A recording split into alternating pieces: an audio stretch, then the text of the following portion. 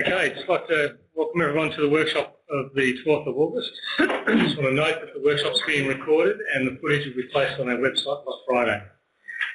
We have no apologies tonight, which is good, and I'll move straight into the agenda. Are there any comments of the notes of the last workshop we had? Any issues at all? I've done my apologies. If not, we'll move on straight on to the first item, which is the local government excellence panel. Ginny's going to introduce the topic tonight and then hand back over to David, who's going to complete the discussion from last week. Yep. Ginny, thanks. Yep. Rick Crafter held the last workshop, and we went through the regional collaboration and partnership, and also we discussed the intergovernmental relationship. So today we have three key topics that we need to talk. The first one is about financial sustainability, governance and leadership, and also community engagement and governance. So I'll walk you through the financial sustainability and accountability proposals. So these are the recommendations from the panel. So there are four things we need to discuss here. If you don't read all the words, hopefully the highlight will prompt you what they are recommending. The first one is they are talking about let's redo a stocktake, a 10-year sustainability stocktake. So 2006 when the sustainability came in, so now the recommendation is let's look at it.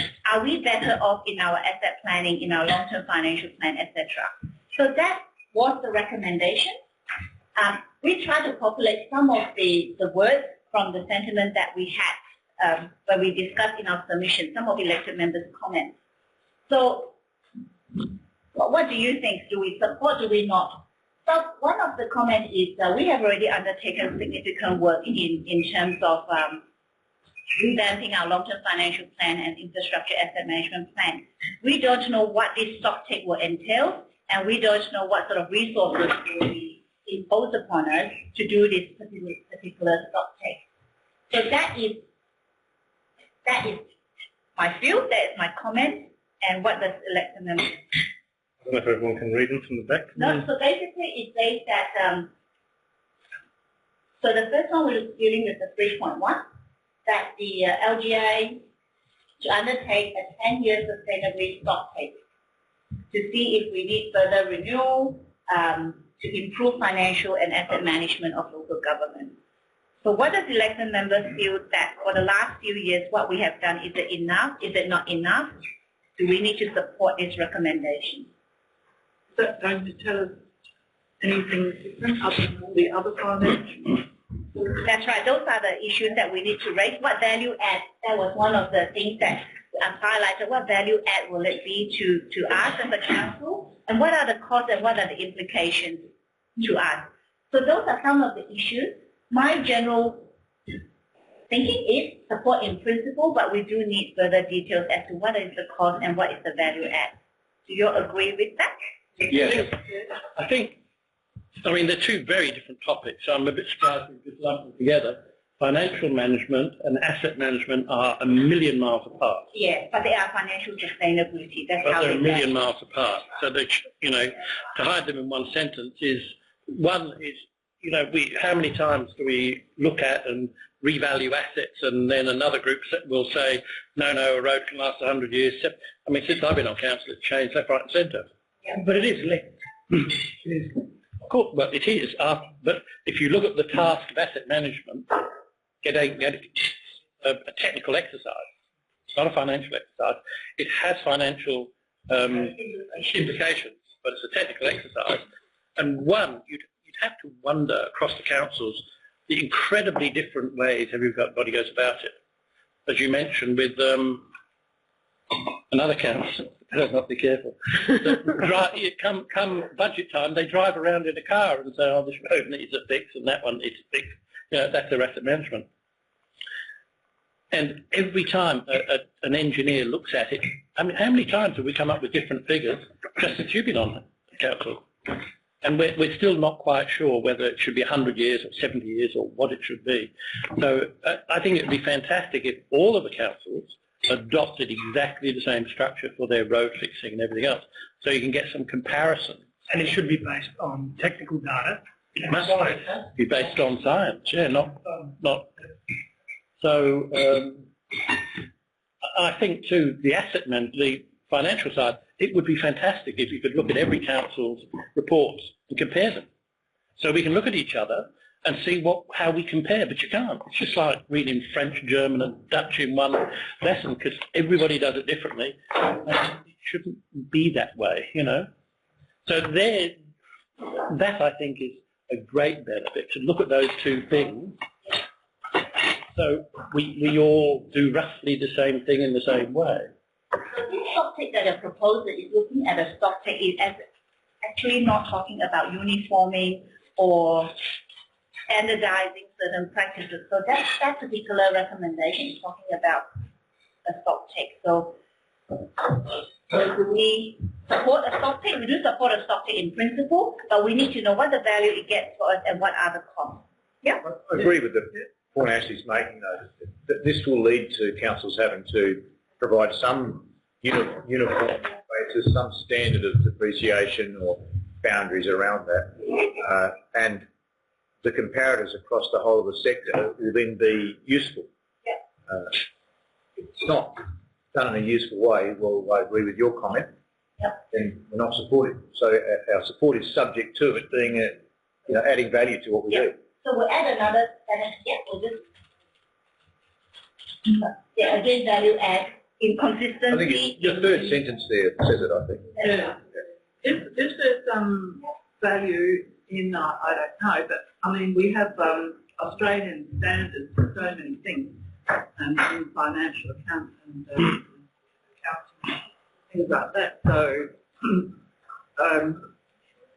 are we just again looking very much just at our own state, our own situation, and our own RGA? Is there some other room or area that we should be looking at national local government standards? Yeah.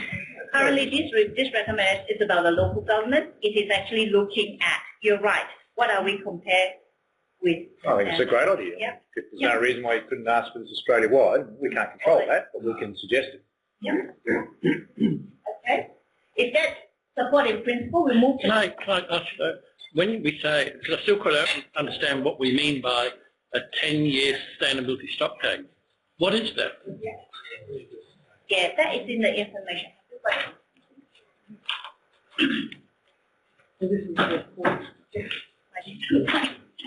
So the report is actually, let me have a look.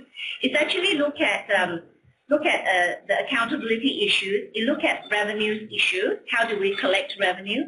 It look at how we fund our infrastructure. These are just some of the big headings. And also, basically, are we living within our means? So back to where we first have the inquiry, are we living within our means?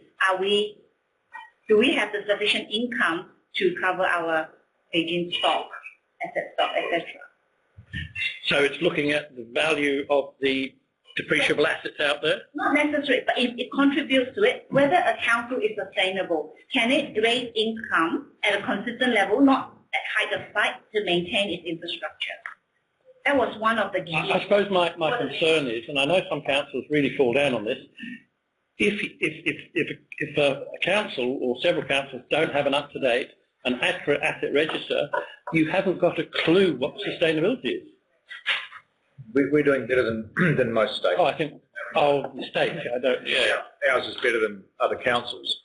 But I think the important part about this is to have a look at we can raise our own taxes, no doubt about that. We can just do that till the cows come home. But in some country councils, if they don't get grant income, their taxes per person would be just extraordinary, and it would cripple them. So the only way it works is to have that funding from state and federal government as well. We're not so reliant on it here. But in terms of looking forward, I think this stocktake could say in 10 years' time, this is where we'll be. If we take out the federal stream, this is what the rates will be. And if that's acceptable, carry on. If it's not, what are we going to do about it?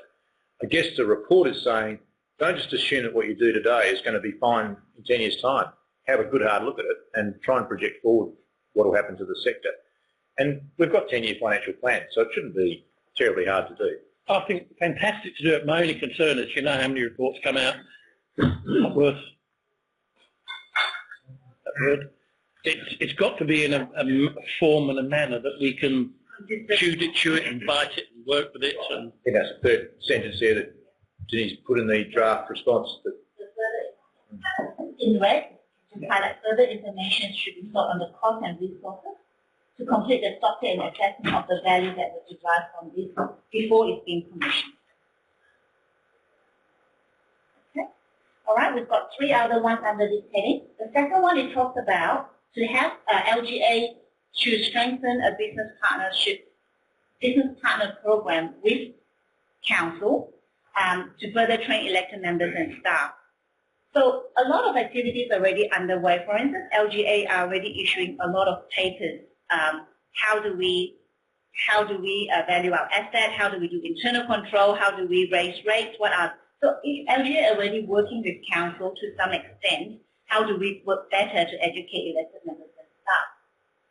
So one of the comments that we have collated from our first submission is elected members indicated that the training should be supported but not mandated, should not be mandated that elected members must. Did we say that? From this workshop. So that was one of the comments. I just want to, I guess, This was in August last that's year. in August last year when we first provide a submission. That was one of the comments from the floor that training should not be mandated. who said that? well, yeah, I don't recall it either. I don't recall that at all. Because I actually don't agree with it. I think we should. Well, that's where we need to check it. But I think that was one of the submissions. But just because I don't agree, Jenny, doesn't mean that. Yeah, that's probably just out. Doesn't mean that it wasn't I, agreed upon. Yep, no, that's why we want to double check that if that is still the case. So we will support in this area. I just think it should be mandated, and it should be mandated for, you know, when you get that whacker in the federal government who doesn't even know what a website is. What's his name? And he's the Attorney General or something. Brandis. All politicians should have to go through mandatory IT and all sorts of stuff. Can we just get a Just move away from the metadata discussion because it's embarrassed a lot of people, not just him and the. so all in support of a mandated training? Can I just add that the local government associations had lots of feedback from councils, and in the main, this has been raised at general meetings, and in the main, the association has now asked for, because it's got lots of support, to mandate training and the legislative changes going through the parliament as we speak, but only in a limited manner. So this is not about people going off in boot camp. This is about saying everybody who comes in the council should get training or must get training on meeting procedures. We know that takes 2 hours. We're going to do it again, it's 4 hours. Everyone should receive training on conflict of interest, which is another 2 hours and possibly follow-up because it's not that straightforward. And if you're a mayor, training on chairing a meeting. And beyond those 3 things, the LGA has not insisted upon anything, and the interest hasn't come about any other aspect. But there are lots of other things, such as understanding financial reports and annual business plans, that you could easily say you really should get training on it. Whether it's mandatory or not is still open for discussion, but those 3 things, meeting procedures, conflict of interest, and training for chairs. One other I'd add, if you put your hand up to be on a Section 43 committee, so you've got corporate responsibilities and charters and things, is that you have an understanding of the responsibilities of a board member. Because my experience has been, particularly with my initial EHA meetings, most of them had no idea of the importance of the charter and the corporate responsibility you're under. I think that could probably work. And the Act will be opened up by the Minister next year. He's committed to saying he wants to improve the Act. And I think that's a great suggestion that we should write up and say, if you're on a Section 41 committee or a regional subsidiary, you should be qualified in a sense. You should have to have done a course on understanding the Act and your obligations. A bit like if you're a director on a board, they'd like you to go through the Australian Institute of Company Directors course, which is a very substantial course. I don't think we need that. It's very expensive. But you could. But the responsibilities are similar between the two. You're, in effect, a member of a... Quite right. Yeah. So we could suggest that, but that's not being proposed at this point. Favourably mandated if all the states parliamentarians undergo.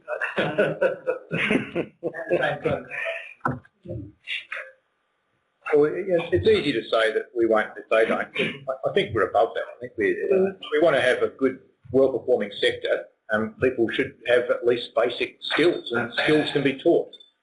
Right? I think it's the same principle as that. I mean, they're in far charge of far more than, what Trillions of dollars. we are, and I They've got hordes of advisors, Christine. They're full-time. They get paid a squillion. Advisors until they die. advisors too then in that case. Don't give up. Ain't going to happen. I'm serious. I think the whole thing is that it's always put on us in local government. And I just think, in an equity principle, that there should be something said, around that too. I mean, you can, I won't say that. I was going to say you can have real deals in many sectors, but I won't say that. Well, and it's true. And also, just to finish off, and it also goes to take into account, I don't particularly want to have to be, sitting through a whole lot of hours when you've already got a tertiary degree in something, So I don't want it has to be mandated that you all have to. I think if you can demonstrate knowledge and an understanding of it as well. I think that's a fair comment. If you're qualified in that area already, but I've got to learn a lot about an awful lot of things. So I guess that is mandated, isn't it? So you do the training if you don't already have the prior knowledge. So it's still a mandate. So I think it needs to be up front there. Okay, and then Mark. Okay, mine goes, I haven't got a problem that you should learn or know if you're going to be doing something. So actually you're right, if you're going to go onto the ERAs and whatever, no. But to follow what Christine said, and I only use myself and not others, I think we get roughly 15.8 or 16 or something like that as allowance a year. And as someone was at a discussion before we pay a third of it in tax, and so you're back to about 10, 11. And then if you've got a normal job, and you come here to council, and you go to other places, and if you've got to have mandatory training, some of us, unfortunately, or whatever, are human beings, and you want another part of life too, particularly if you've got family, and those sort of things. So I find that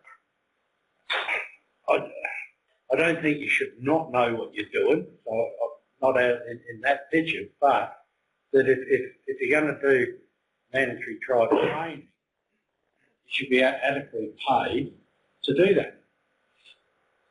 Not just, not just doing it and in your own time sort of thing. So maybe the training within a forum like this, though. Yeah. Well, that's all right, because that's what we're doing here. So I haven't got a problem with that.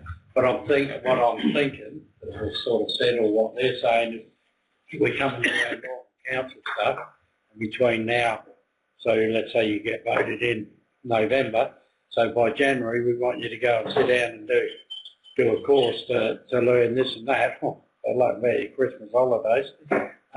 You get this course done. 6 months. Pardon? It could be within 6 months. So I'm not too happy with the mandate sort of thing. Okay. No? Look, I'm broadly supportive of the principle. I just wonder whether we could frame it somewhat differently, rather than talk about mandatory training. And it goes a little bit back to what Dave was saying. Look at what the mandatory skills are for somebody sitting on council. Because I think these are two of a number of skills that, in my experience over the last 4 years, would suggest that you need to have to be on council. And I think be very open in the sort of nomination election process to say, if you're elected to a council, these are the skills we expect you to have, and we expect you to be able to tell us how you've either got them through, you're an accountant, so you probably don't need financial management expertise, or we'll offer you training. And I think actually it's not about saying, in a period of time, which might be 6 months. I think done in forums like this, so your issue on about time, and I think that's a really valid point. But actually have a bit more of a training framework for elected members rather than just picking out two, which are going to divide people, because some people think they know everything about finances and some people think they know everything about assets, and chances are they know neither. But actually look at what's required for what's required for a good counsellor, and to frame it in that way as an alternative. But overall supportive of the notion of it.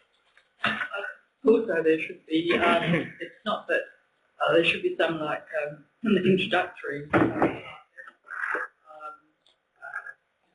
off, but then if you're there for 4 years, I think that it could be that it's done in such a way, and suit all different learning styles and capacities. But it could be done so that you don't have everything all done in 6 months, and so you come out practically as a CPA.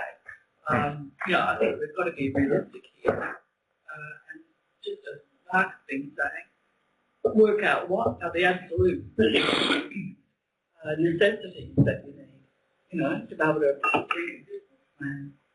So, yeah, it's just my theory is it's going to get in the hand of trainers, and it's going to, sort of not really suit the elected member in the situation. Thanks for that. Bruce? Look, I agree with what Mark and both Christina said, but I think if you're new to council, I think it should be mandatory that you do get some training about procedures and all the other things that go with it. When you're new, you should definitely be mandated to take up training. But even if you are qualified in tertiary education or whatever, or accountant or whatever, things we do in council are slightly different to what you do actually in real life. It is different, completely different. About what meetings we have, the procedural meetings, what goes with the meetings, what's So I think that new people should definitely be mandatory. And then if you've got to get another term or whatever, it should be just a follow-up or whatever. Okay. Any other comments? One quick last one, I apologise. It'd be a big cost because we'd have to change all the signs that we put around when it comes election time. Be part of your neighbourhood, be part of your residents, come on council. We're going to have to put a big line down the bottom. As long as you're a university graduate and you can do this and that. If I look here, 1, 2, 3, 4, I see 4, 5, there's someone at the end, 6. We have skilled people to also help them. And I'm a bit worried if you've got to have, I know no one said you had to have a university degree, but close enough to it that, you take 2/3 of the people out. Whereas we say your peers, I thought that's why we're on council, because we're equal with our other residents and we give their views. So I do have a big question of that. And not from this table, but from some of this stuff coming to us. Well, I'm not going to argue with anything that's been said. There's a lot of good stuff there, but just to try and point out that no one's imposing this on us. This is the local government sector saying we think the whole system would work better if people had some basic training that meant they understood how to participate in the meeting, so they didn't feel intimidated, or people who thought they could just push their way around understood that they couldn't. The chairs knew how to control a meeting, and if you're fresh from outside local government and you're thrust into a mayoral role, no one would have read the Local Government Act before they run for office, I guarantee you, unless they'd be interesting people, wouldn't they, if they had. And in terms of understanding business plans, that would be helpful. But I think the other area that I think should be mandated is conflict of interest, because most people, they have never experienced that in their ordinary lives before. But when you come into an official role like on council, it's very, very important. And we're playing with people's money, and we're also responsible for making decisions that become law. And I think some level of training is, I think, really incredibly important for the successful running of the sector. I don't think it's onerous. I think it's probably 10 hours in the first 6 months. And I like the idea of refresher courses every term because legislation changes. I think that's good. And I'd be happy to look at a competency-based process so that if someone came on board and could demonstrate that they'd been part of another board, or they had financial training, or they'd been part of government, then you could say, okay, well, you only need to do 1 hour, not 2 hours. But I don't think that we're talking a huge long run of courses here. The training provider is generally the LGA. So in terms of worrying about someone profiteering from it or if councils want to choose a private provider, then they can go and, blow their money on that. But I would recommend people use the LGA. It's got a crew of people that do the training there and do it, in my view, could they really well. hold it at some relevant time to most of us? Because most of them will 9 to 5. Yeah, they can. Yeah, absolutely. We've had training at workshops here before that's been organised through the LGA. So we've asked for it to be at a particular time, and they've said, sure, no problems. And there's something else I wanted to say, but I've forgotten it. But it's our choice. I think it's important. Sorry, it is the remuneration. I absolutely disagree with that. We're already getting remunerated. I think the training can happen during workshops, and I wouldn't want that comment to be up there as reflecting what we've all said. Because Alan said it, and I don't disrespect his right to say it, but I haven't heard anyone else say it. Well, you could do self-paced learning that's done online, and Sure. also using what's the ones where you look at a video on webinars. Yep. So I think our digital hub, we should, be doing that. Absolutely. I need to go back to Ashley and then Mark, but there was a question about this remuneration. So can I just get a show of hands as to who wants to keep that brought in? Keep that in. You put your hand up, obviously, Alan. Anyone else? I thought you did bring that up. And then he took it down. I actually agree with it. I'm comfortable that I work with other people. It's not going to happen. Okay, so you're happy to remove that this time? Okay, Ashley. I think code of conduct and conflict of interest and meeting procedures should, it's a real given. I think stuff like financial management and the like, it's just not some people's bag, and I just don't think they should have to get involved in that if it's not their bag. And they can always go and talk to staff about those things. So that I wouldn't put in the picture. The only other one I'd add is if you want to take on the responsibility of a board, EHAR, Waste Care, which is about to die, but others will come up maybe, it would be really smart to get some idea and understanding of the responsibilities so that you're going down the right path. And the classic was EHAR. When I joined the EHAR board, they were acting unlawfully and just didn't realise. That's the dilemma. And that's the dilemma. If you don't, I knew, but others didn't. But once, an hour or two of training on that score, and people know the boundaries, they can work with it. See some more in the competencies required, say, to be on EHAR. That's a tricky one because, that really is tricky. You get elected, you've got to all be treated the same. No, my point is that when you come to volunteer and put your hand up, someone puts their hand up and wouldn't have a clue what they're doing. Justify. But and hence the reason for that training to get some. What I'm saying is that it's like if you go for a position that's advertised by the LGA on any of their boards or state government, you have a list of like a job description or a position description. It's such a judgment call, Christina. You just can't say to an elected member, sorry, Bruce, we don't think you're qualified. No, you can, absolutely do. LGA level, we get a chart that shows the criteria and whether people have been able to tick the box or not. If they haven't, the box is blank. In terms of what? In terms of qualifications, experience, background, relative skills. To get to award position, to exactly what you're talking about. On LGA, the Dog and Cat Management Board, a lot of all those. Somebody thought because they owned a dog that qualified them to be on the Dog and Cat Management Board. No, technically it does, but when you have the 10 candidates and there are others that have board experience, long experience in local government, or they've worked as an officer in the realm of looking after that particular, they get more ticks. So the LGA board says, person with the most ticks wins. That's how it works. And I think that's an easy process that we could adopt here if we wanted to for representatives on EHAR or whatever it might be. And that could be optional training. I can imagine that's the case for some boards. I would have thought the sort of boards we are involved in, I think it's very judgmental to write certain elected members off because they don't have the background, because they're never going to make it to a board then. They're never going to get the experience. You don't write them off, you just rank them. You don't write anybody off. Once you rank them, they're buggered, because here at the top gets the job. Where the gaps are in their learning and their knowledge, and then you can go and get and have some training. Okay, we need to move on. We're going to run out of time on the rest of the kids. So I just want to respond to what you actually said. I agree with most of what you said, Ashley, except the issue about financial management, because I don't think it's as easy as to write that off to start. Because at the end of the day, we make fairly significant financial decisions. We make small financial decisions compared to every other council, probably except Riverville, or many others than Riverville. So I just think that's got to be something people understand. They need to understand what it means to have the operating and capital, and they need to understand what it means around deficits and surpluses and the effective rate. I agree the training should be there. I just don't think it should be mandated. There are so many people on this planet that don't want to know about the accounting procedure. It's not their mind. I don't know if we have that luxury. Right.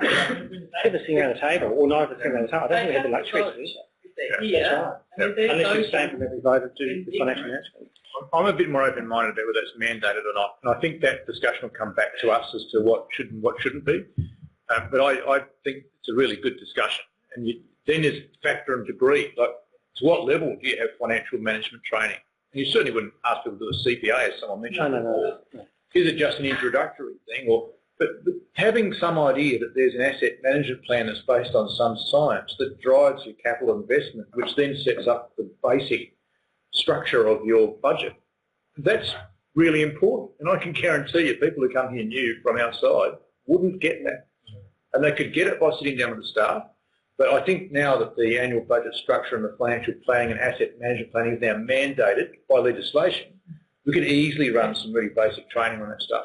And we could choose to mandate the basic training and then leave the other stuff or the conversation with the staff. Or I mean, that tick box sort of stuff you're talking about, the diagram thing, this leads into that.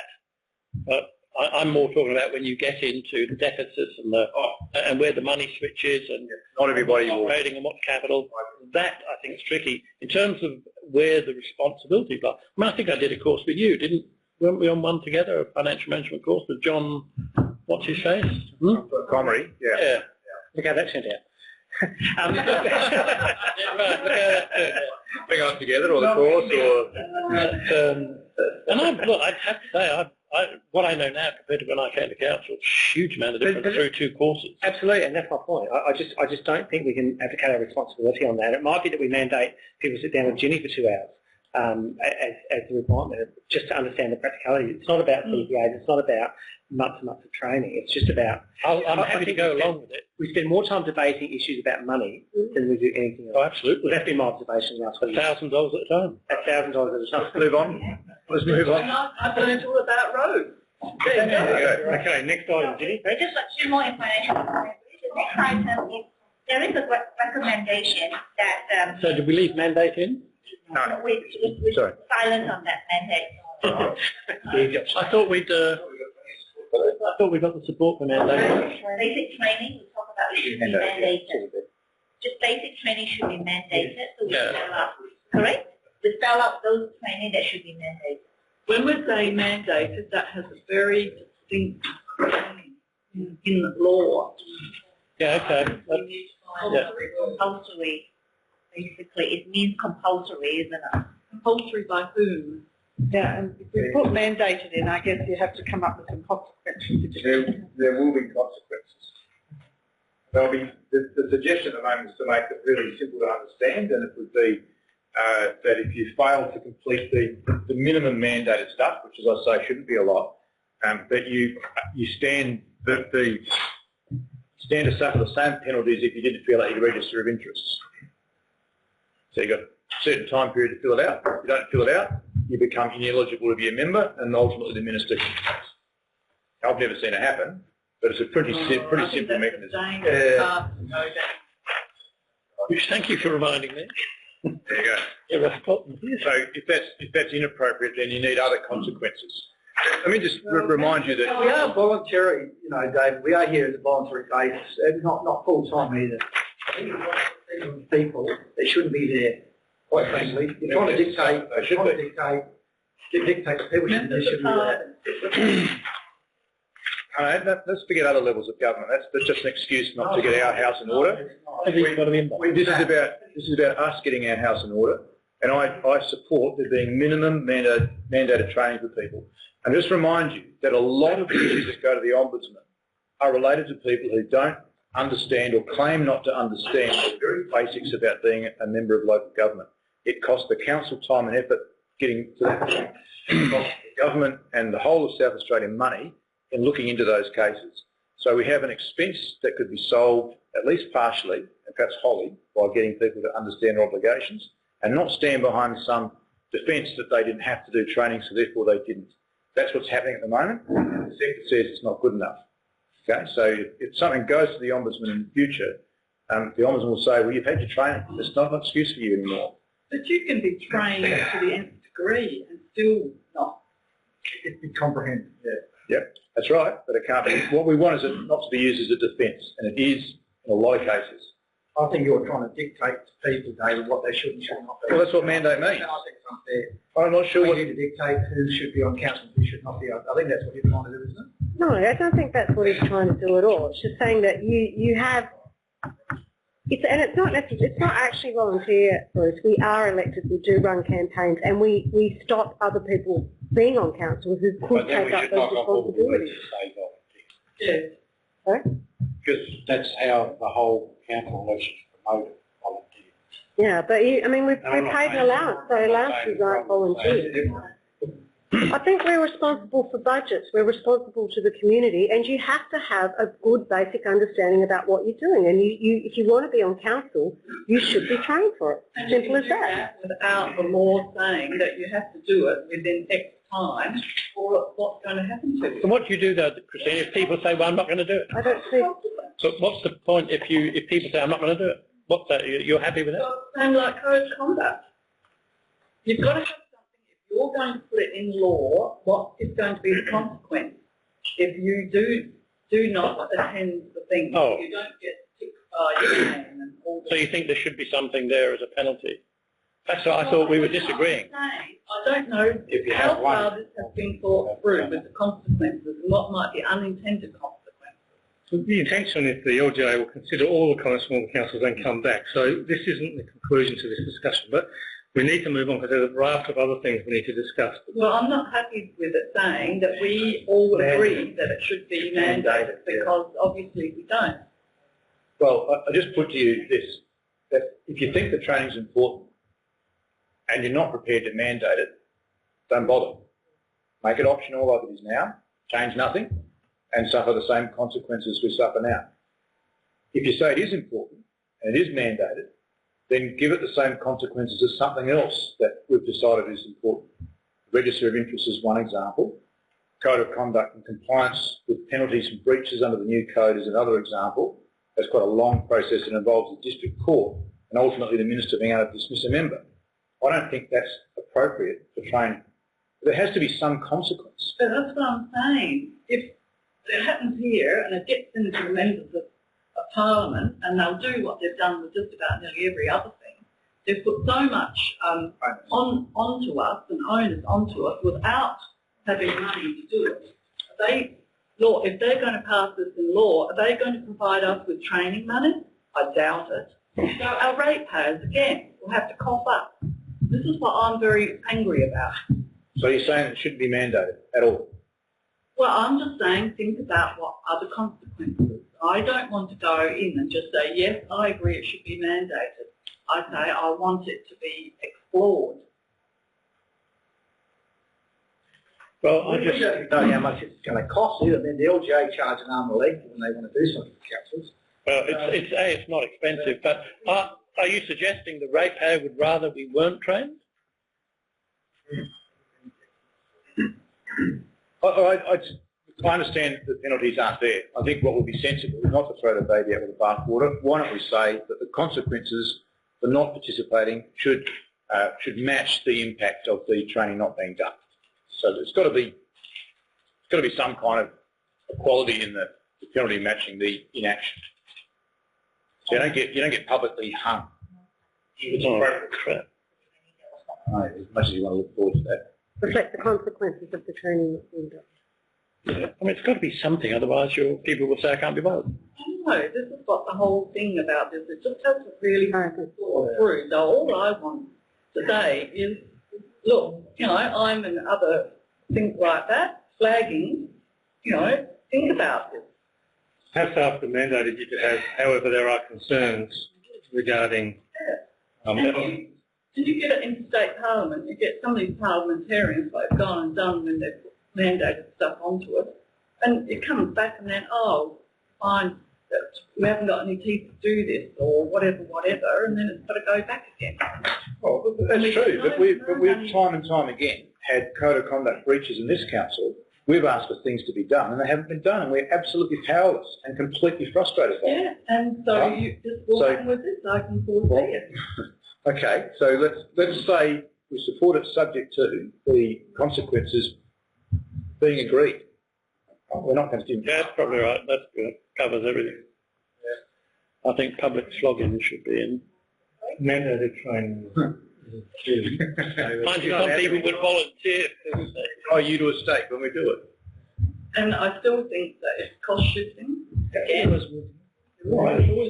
So if they want us, if they pass laws to have us do this, well then there's got to be a funding there.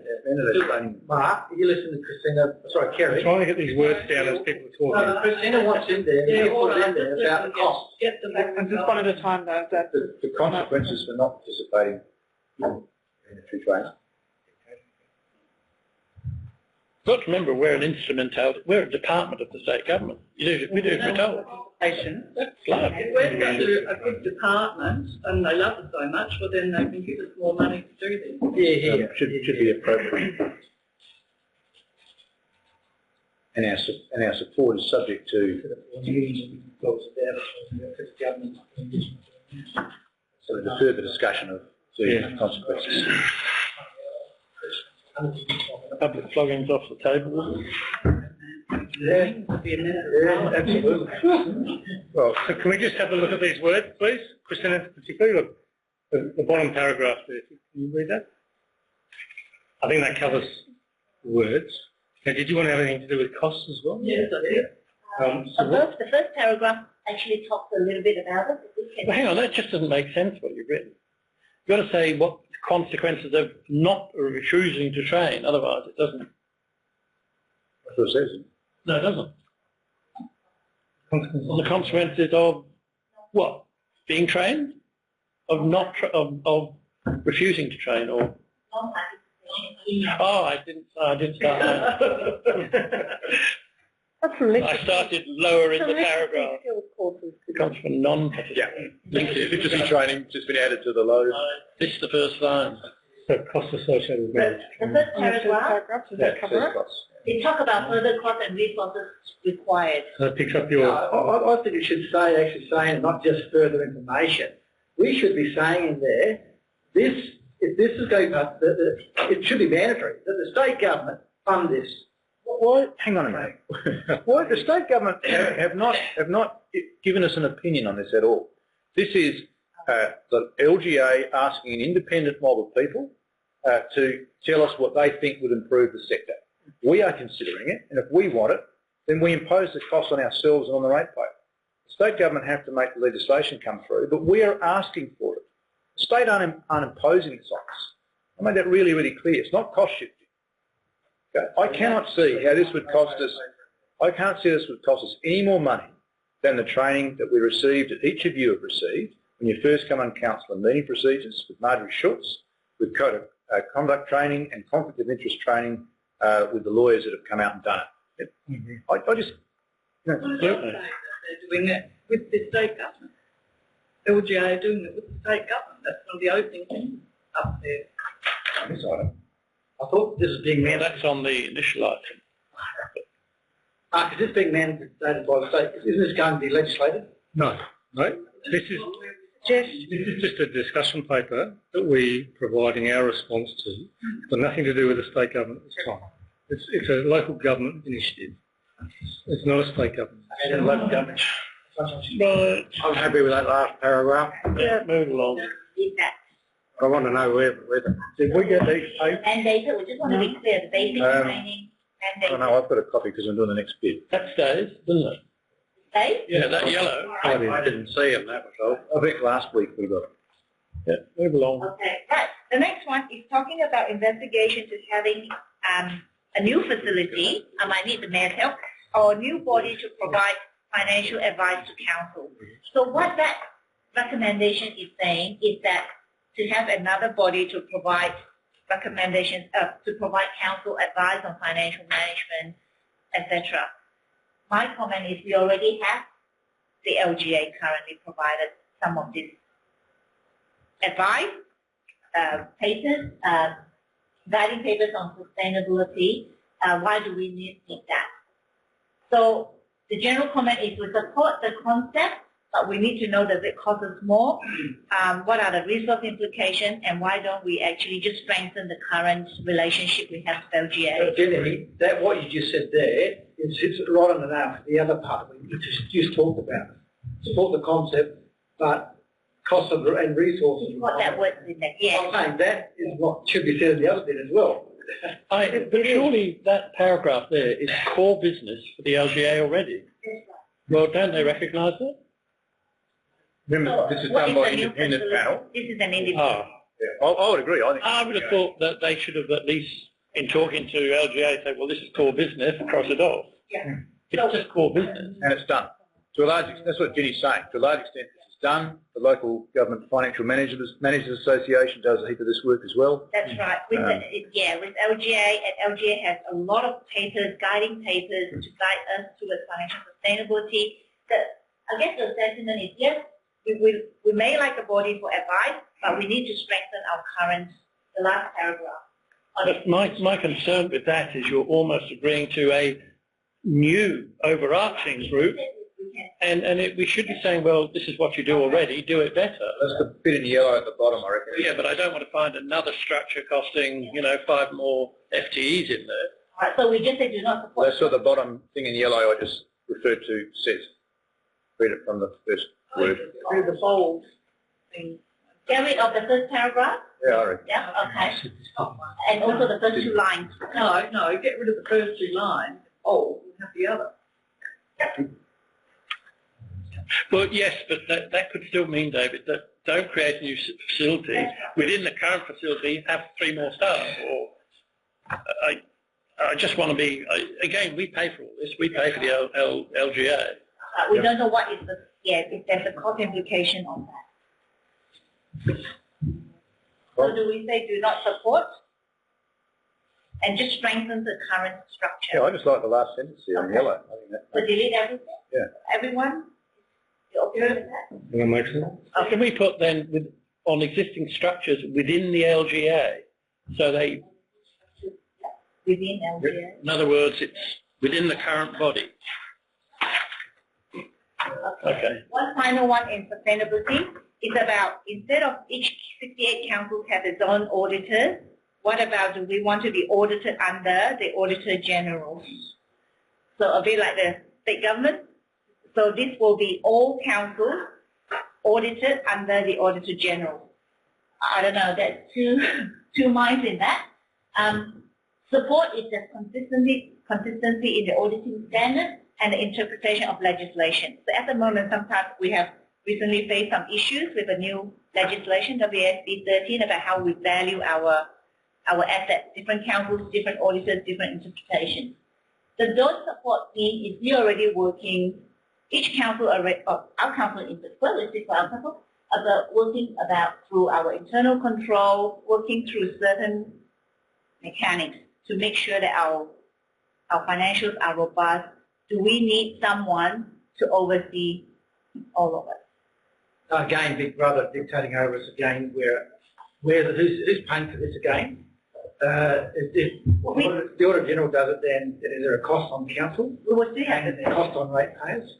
Like always, there's always a push on the ratepayers to pay for everything in the state. Now being funding back from state government. How much does it do with it? Is there a procedure that the LGA has, a format the LGA has for auditing? No, auditing is based on the auditing standards. Okay, perhaps we could say the LGA have a auditor format that is a guide to all councils, whoever they employ as an auditor.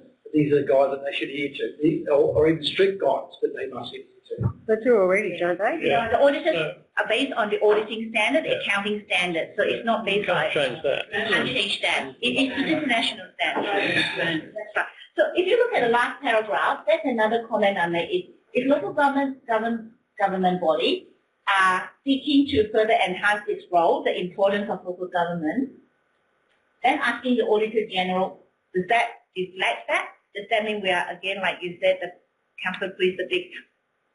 Well, before we get to that, Alan had a question or a comment. Yeah, simply, and see you come along, Bruce, and use those big words. I actually support the one of having ourselves.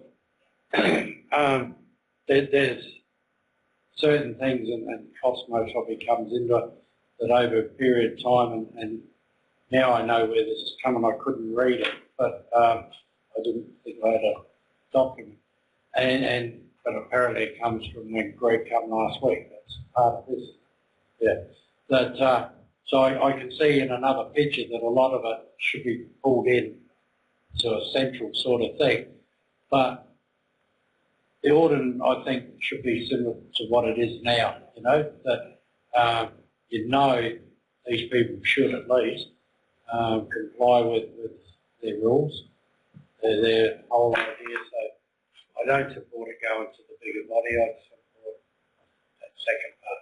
One thing I need to check with David is support it until I hear what you're going to say now. is whether they are proposing a layer of Auditor General oversee all councils auditing.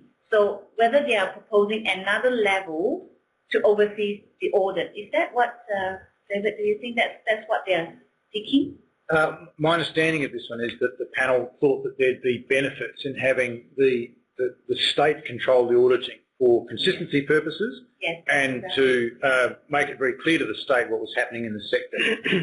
I don't agree with it. I think we're quite well able to find auditors to comply with the Australian accounting standards and Australian standards. It's no secret. The consistency of information across the sector is a problem. I don't think this would solve it. I think this would create a real bureaucratic nightmare for us. And I think if they want to have a look at the sector, they should look like that stock take thing is a better place for the Auditor General to get involved. Look at the whole sector and its interaction with state government. Let's do that exercise and just see how that could work better. But individual councils, no. I think if the Auditor General wants to have a look at our audited accounts and the annual business plan and whatever else, they can ask, and the council will give it to them because it's public documents. Okay, we've got a question from Mark. Plan that's on our website. Look, for me, the issue is about what's the value add. So is there going to be a value add by the AGs doing it or not? There are accounting standards or auditing standards. If there's no value add, I'm not sure why we do it. The question for me, Ginny, is one of costs. I know that AGs have never really determined what that cost would be. If there's a cost saving in them actually undertaking some auditing work, I'd be all for it. I don't suspect there would be, but if there was, I would be all for that. The other thing is the ERA internal audit tender process. That should be an LDA-wide process. Because if you're talking about buying power and trying to drive down costs for councils, that might be one way. It might not. I don't know. Yeah. Theory would say that if you've got 68 councils bidding for work as opposed to 5 or 6, there may be some economies in that. I'd rather see that than sort of regional again partnership. That sort of but I mean the LGA could pick that up and say, well, we don't think AGs are going to add value. We don't think it's going to cost more for them doing it, but there might be some value in us running a tender process for councils that are interested for auditing services. Okay, that's good. Christina, then Ashley. I think we haven't mentioned anywhere that this has come under internal audit function about our audit committee as well. So, I mean, we do No, that would be separate. layers, I think, already there. So I don't think it's necessary, and that's what Mark, our councillor group, was saying, that if there's value add into it, then we did that living without any further bureaucracy. That's the only way I'd be looking at it. so it's a consensus, not support then. So Hang on, we've got oh, sorry. Ashley. Sorry. Personally, all for it. All for it? If they pay for it. It's pointless if it's you do the audit and pay for it and then send it to us. I mean, why wouldn't they just go onto our website and have a look at it anyway? But if I would be wildly happy for them to take that role over and we abdicate. Timing isn't really a problem. It doesn't matter how long it takes for your order to come back, particularly, as long as it's within about 3 months. We don't normally nail it dead till October anyway. We've only just started to get our results. Where are we at with the audit now? 3rd of September. So there's quite a lapse available. But if they're going to pay for it, I think for them to look statewide, personally I think 1 or 2 councils we might find are actually technically insolvent if it was seriously looked at by somebody totally independent like the Auditor General. Again, no names. But if they're going to pay for it, why wouldn't you?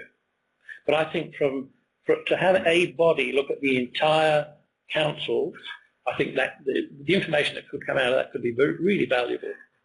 And it would guide us more too towards, and I wouldn't have a problem if they start to mandate how we report it. Because right now 68 councils report 70 different ways. No, we no longer do that. The model statement, if you look at every financial... No, that's in auditing, but it could, Or the audit report you're talking about. Yeah. So that's why the support is consistency and the not support is what we have discussed. So, Pretty good with that. do we... No, we haven't. Oh, No, Scott. I do support this. Of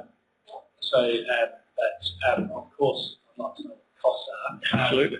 And I'd also just like to know that we support it with all other councils, we support it with the LGA, we support it, because I think that having some consistency across the board with all councils reporting into a department like the Auditor General's department, it certainly, to me, would be able to provide consistency across the board. And also, I'm not too sure how much credit they've got, but I would say that you can then go to ratepayers and say, well, are audited by the Auditor General, and every council is the same across the state. So I think it's a lot of credit. So I mean, I just think it just needs a bit more work.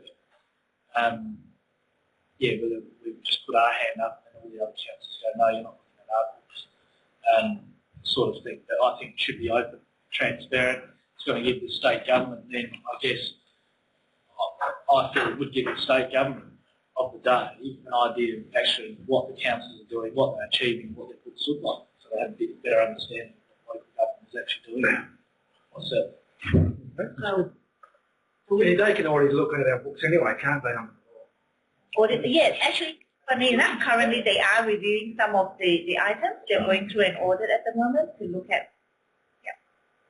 So they have powers to call in our data and review what we're doing? absolutely. I actually think I don't really have an opinion Happening now. either way, but I mean, if that's what they can do anyway, then just the status quo seems to fit. So we do our own auditing, but if they want to check it, it's a bit like tax office really, isn't it? That's correct, yeah. Right now they're doing some sort of audit work on us to provide information. Well, I'm a bit swayed by what Ashley and Scott has said. I think if it can lead to consistency in reporting and that they carry the cost, then I'm more interested. If it leads to an additional cost and layers of bureaucracy and we get treated like the education department, then I don't want to go anywhere near it. But just got up there, dependent on no additional cost to council for that. You told to. Additional cost or regulatory burden or resource load. Yeah. Fine. Is that the end? Yeah, that's the end for financial sustainability. So we will put both arguments on there. That will be our response. I don't know about that. So we need one way or another. I think there's more support than others. More. Oh, yeah. More support.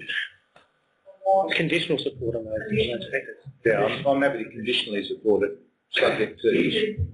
What, principle or conditional? Additional. I still don't think we should have additional cost. Yeah, but I wouldn't leave. I wouldn't have the additional in. They would just charge us what we're already be paying to the no cost to council. I would say we give it a shot. When it, be hard to get it, but And no regulatory burden, no additional regulatory burden. Make it really clear, because it turns up as a cost. or regulatory burden.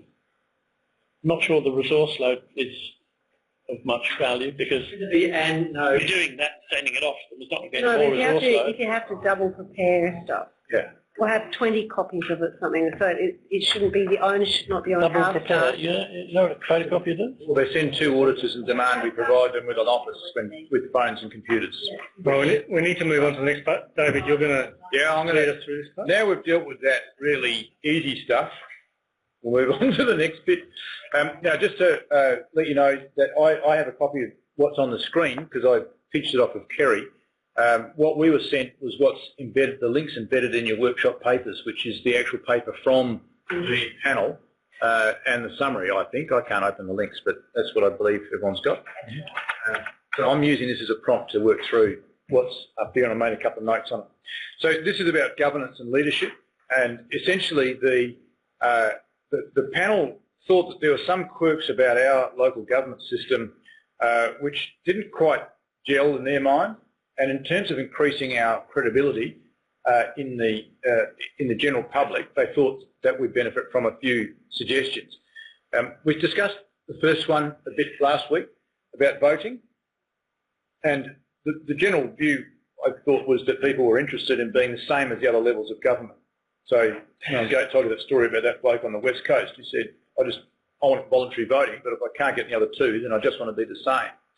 And I kind of like that logic. So, the view was compulsory while the other 2 levels are compulsory. That was what the West Coast decided. We discussed a bit last week. I'm not sure we got to a consensus other than saying that it should be the same. What's people's views on that one? Compulsory. Compulsory. Electronic and compulsory.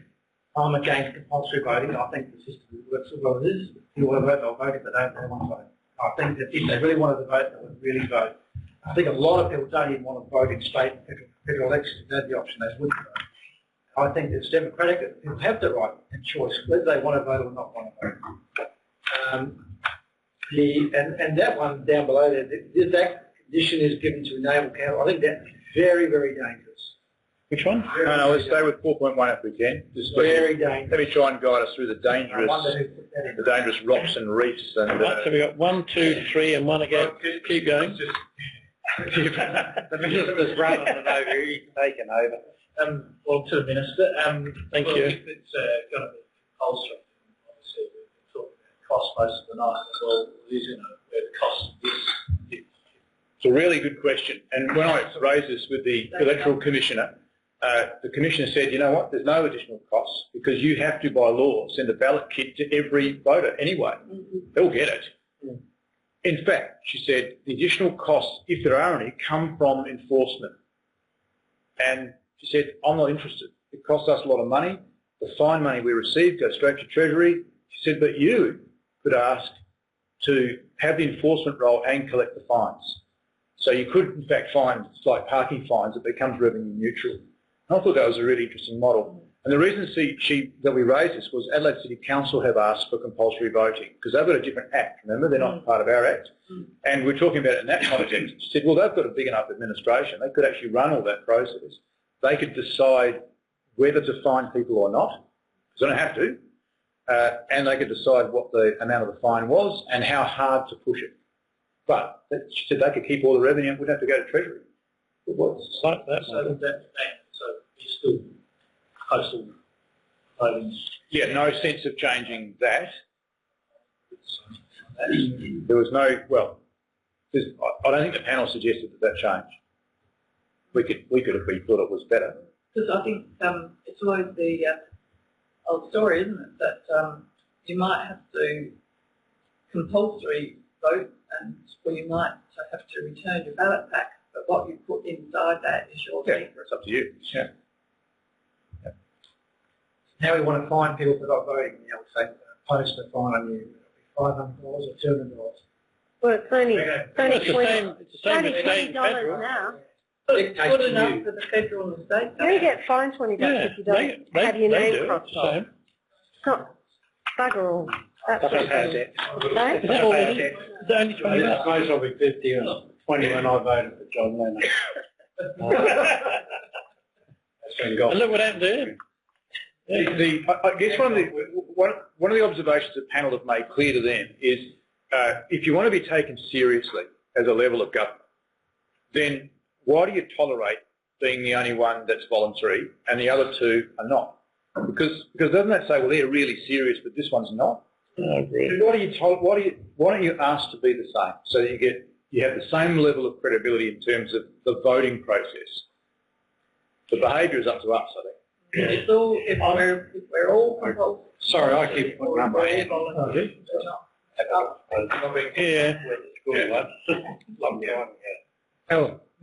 My thing is, and I'm glad Bruce you said that, but I don't think we should be talking about the other two because they should be compulsory. I don't like an American system and other systems like that, simply because these are the people, and we're part of it, sitting here, that control and run a country and look after the benefits of people. And people should put their 2 bobs worth in. They should have that right to put in a blank one if they're not interested in all that, but it should be compulsory. So I don't want to talk about the other two. So this one's not compulsory, they shouldn't be and all that. I don't want to go down because they should be like that, to me anyway. But I believe this one is. And by saying that, and if that came with my wishes, then my little 2 bobs worth in it, then I'd look far more favourably where you went earlier in the picture about some of this mandatory training and stuff like that, because it becomes a different role that you put in and you go for. I believe, and I don't point fingers at anyone unless I don't like them, but this sort of business that some people say that, oh yeah, then it opens it up to political parties and this and that. Now there was someone from about, I didn't look at you, in that 15 round and also the other rounds that come from a whole different races, like Family First and Greens and then Labor Party, Liberal Party and such as like. And I might not agree with some of these people and various parties, National Action and Australia Party and a few of them, but in an election process, that's your right to be in there. And it's my right to vote against them and that stuff. So I believe in compulsory voting because I got nothing worse than you walk down the street and you had a fight talking about the roads thing. But someone says, I'm going to tell you about this and that. Well, first off, go home and vote for me. Or go home and vote for the other person. I'm not worried about voting for me. Then have your 2 bobs worth. Don't tell me you voted for me for the last 9 years and you still never lived in my area.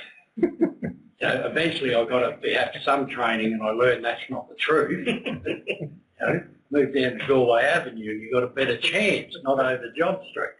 But I believe it should go. Okay, Mike? Look, I'm really mixed on this. The arguments for compulsory voting, I think, are really sound and make sense, and I find myself agreeing with them when people talk about that. I agree with so that Alan said. I think we've done lots of comparisons tonight to the state and federal government. I don't think it's overly helpful because we are different, and just because something's right for them doesn't mean it's right for us. I think we should separate that out. The only thing I'm concerned about, and I said this last week, was if we go to compulsory voting, it does turn us a little bit into the eastern seaboard states, which become much more party politicised, and we can fancy that up as much or as little as we like, but I think it does do that. And that's my only concern about compulsory voting. I think if we did go down the path and have a compulsory postal voting, I'm not quite sure how that would work, particularly with Alan's comment around, if you want to vote for a donkey, can you do that with a postal voting system? I'm sure there's some way you can do it. I think, though, it is also an opportunity for us to start leveraging for other ways of voting. And, every year at the LGA AGM we put up electronic voting. I think this is a really good opportunity to try and put that back on the agenda if we can, and use that as a bit of leverage. So, look, at the end of that, I'll conditionally support compulsory voting. I'm concerned about what it might do. I'm concerned it might push away the mum and dad in the street who just want to represent the community, and I think that's a really important thing that we have in the government here. I don't think they have it so much in this. But I just think it'd be really good to leverage some other support for electronic voting if we can. Yep. Any other comments? I like that. So just I'm not going to go this way. No, I think compulsory voting. I disagree with you. I think the current system is just as politically driven as compulsory voting. I don't think it's going to make a difference. But I do wonder whether compulsory voting would complain all the time about the community's not engaged and stuff. But if they're compelled to vote and they're compelled to think about, actually putting pen to paper or finger to keyboard, it might engage people more in the community because they did have a say. So, that might be a benefit, an upside from it. But I do believe in compulsory voting. I think it's a very important thing for a level of government. So, totally agree. So just I think David, you might best answer this through the LGA point of view. I think you spoke about that whether we want to be taken to that next step on par with everyone else. Is the state and federal government ready for that? So if we start going down that path, saying, well, we're a formal, credible government, and the state government now come along from federal government to strip away some funds, now the state government might turn around and go, oh, we'll start taking away funding from you as well. I think there are lots of forces at work that could have an unhappy collision. I don't think this is something that will be a catalyst to that. Yeah, I think certainly state governments around the country are suffering from a erosion of their revenue base, and the GST agreements were a big part of that because they've shut down all the other sales taxes and all the other, was it the bad tax from the bank accounts and all that sort of stuff. So they've got very few revenue sources. So they're in real strife. They're heavily reliant on the federal government, and the federal government is heavily reliant upon the economy doing well. The GST is what they distribute, and payroll or pay-as-you-earn taxes are other. So if there's not many people in employment, then their revenue suffers. We, on the other hand, tax property. We can, other than politics, our revenue sources are impervious to what the economy is doing. We will react to how people get really upset about it if they've got no jobs, absolutely, but we have a different tax base. So the other two levels of government, when I speak to them, they look at us with envy. And that's why you're starting to see in the last budget the states start to impose a property-based tax in that emergency services levy coming on property. I think we're going to see a growth in that. I'm not so sure the federal government will do it, but they reckon we have a really good taxation system, and it's not limited like theirs are. And certainly changing theirs requires usually changes in legislation, which requires the Senate to cooperate, and as you can see, that's really difficult.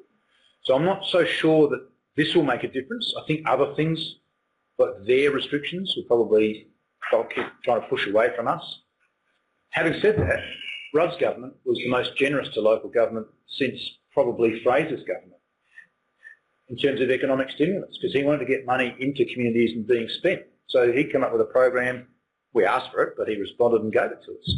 So there's a lot of political persuasion around that as well that I can't predict. But I just don't see that this issue has a bearing on my opinion. So did you have a view on compulsory versus voluntary? Or? I'm not too fussed anyway, to be honest. I pretty much know who I know in the community here, so I know what votes I get, but whatever else I get to vote. Yeah, I mean, I'm not fussed either way. Okay. Christina, I've got 4 for compulsory, 1 against, not and one of those was mine. 4. Okay, 2, 3, 4, 5 with mine. So it's 5 with Bruce definitely against, and Scott somewhere in between. So I think what we'd say is, on balance, we're interested in. Bloody politician, and you're in between. Oh, great. I just trying to sum up the position. I'm not fussed. On balance, we support compulsory voting for reasons of legitimacy or credibility, consistency. We'd like to explore electronic voting as part of the solution. Not sure about credibility, but 6 counts. 6 the picture. 6 counts. Sorry, Alan, you're right. Yeah, 6. Okay, next one is the 4.2. Next one is 4.2. The consideration be given to enabling councils to appoint additional members with voting rights. Now, obviously, this is pretty controversial, so why do the panel suggest this? As I understand it, they saw that sometimes there were sectors of the community that weren't represented, And the council knew that, and they said, would it be worthwhile to have the ability, not compulsory, but the council could choose to take someone from a geographic area that's underrepresented. Say, for instance, you've got a council in the region that's got several towns and you don't have a rep from a particular township and you think, well, that's probably going to lead us to a bit of embarrassment, let's appoint somebody. Or if there's areas of skill that you're missing, that you may want to appoint somebody to aid your decision-making in that sense. Now, I'm not sure I agree with it, but that was their thinking. Should the legislation enable us to do that if we wanted to do it? Wouldn't you just change ward boundaries? At the next election you can. This is once your election's done and you realise that you've perhaps got a gap. Can't we do it already? For 4 years. You can't appoint someone with voting rights at the moment. I don't think that should be. I think you go to the people if you want to get on council. That's part of the undermines the voting process. And you're right, I think it does. Mark, I hope so. did it just hit something? Or thunder, because otherwise it's not pretty. I think it's a truck. It makes a difference. Anyway, sorry, Casey? I think Mark makes a good point. It undermines the voting process, but in many things, if it's information that you need, well, you know, we pay for information, or councillors can go and learn, or they can visit towns. You know, it's in somebody's ward. You know, that's part of the responsibility of being a. But I think and the danger, of course, of sacking, the possibility of people pushing a vote through to get an extra person in to stack a vote. A number of things can come in, so I wouldn't be for it. I see two things there, and I actually, in my thoughts, then differentiate city from country, because it might be an area, particularly when you talk about over the peninsula, a big area, or Greg talked about it, and you followed on, and a whole big area that there was 8 councils or something, and some only had 2,000 people. So if you look at those sort of coming closer together and you get somewhere and no one ends up getting in from Ceduna and it's further enough out that, and it's a big enough place that it might look, or 3 people might come from Whyalla looking at that. So I think in a country area, and the other thing, and I think I'm the only one here that was ever on it, but the Murray-Darling Association, and Tim Newell's the only other one I knew, and the taxi driver, that when you went up the riverhead, and the Murray-Darling thing was not just the people in the river, it came from Whyalla and to Burke and beyond, and you know, there was a whole vast thing, and cotton growers had, say, 4 reps out there, and the irrigators had X, and then someone missed out totally because they didn't fit in, and they were a solid sort of area. So maybe in the country areas I see a bit more. My thing about it in the city, but definitely take what Mark said, and so I'm not too sure about a voting thing. But if we were perhaps a bit further down Prospect Road here, and particularly you go down there and you see a large sort of niche population, right? No one, for whatever reason, maybe not interested, maybe not understanding, whatever, don't come on. And you notice what happens down Prospect Road there. They've done trees, roads, or done the whole area. And to my knowledge, no one from there has gone, Mark Basham, but none of the sort of niche people. Maybe you can say, well, that sort of person should come onto a committee if we're discussing those sort of things, but I'm fairly hesitant. You know, you've got the rights, should have the right, to be able to be elected to a position, and if you don't, I'm a bit worried, because you could start stacking up like that. Could I kind of just leap forward into a bit of a summary and template for this, and that we're uncomfortable with it as an elected, full elected member rights. What about on committees? That seems to work okay with the Development Assessment Panel, the Audit Committee, and so those committees that provide recommendations to the council. What about just if we kept it at committee level? The Development Assessment Panel has voting rights. Not on that sort of panel. You're not talking. You're talking Perhaps that wasn't the best example because they are a bit of a standalone. But the audit committee have voting rights, but only on recommendations. Nothing they'd say can take effect until the council endorses it. We already have that already now, where people can go on committees, like the Water Committee, and there are some other committees that are already in place, where people actually do go on.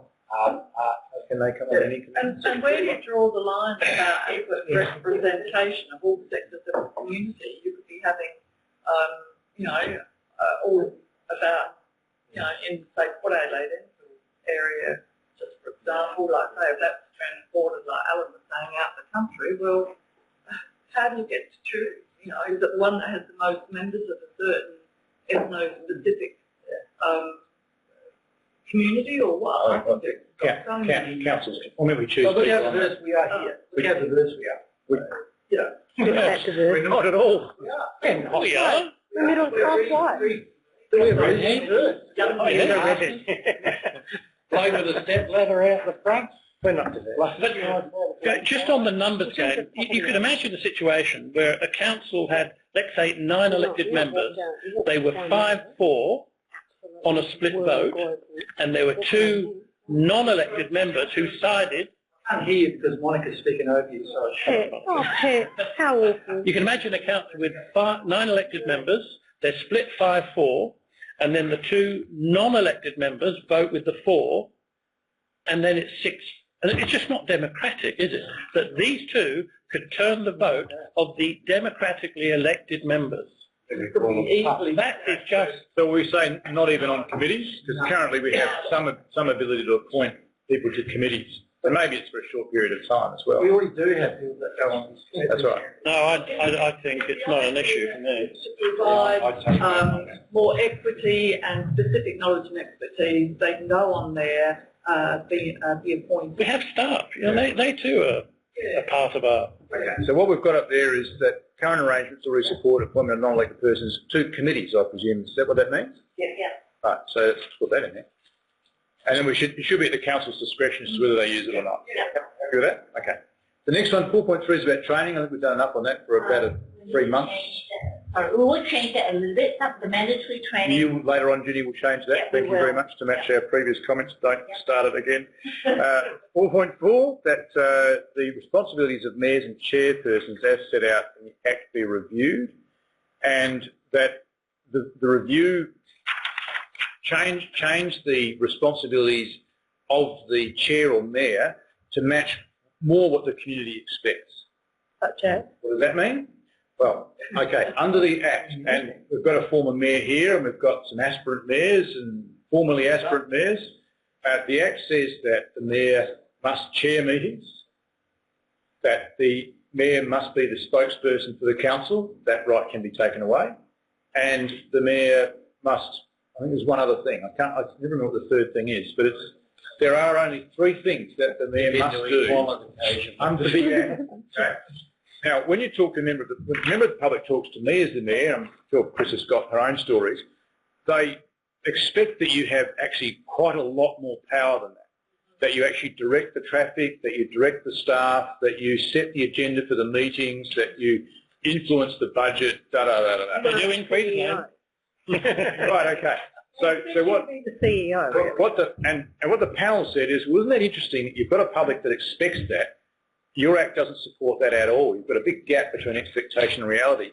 And take it a step further, your mayors certainly, chairs are different, your mayors don't even vote on almost every decision that council makes because they only get a casting vote. So in fact, the way the panel looked at it was the legislation says you could say that your weakest elected member is your mayor. Why do you tolerate that? Why don't you think you could do that a bit better?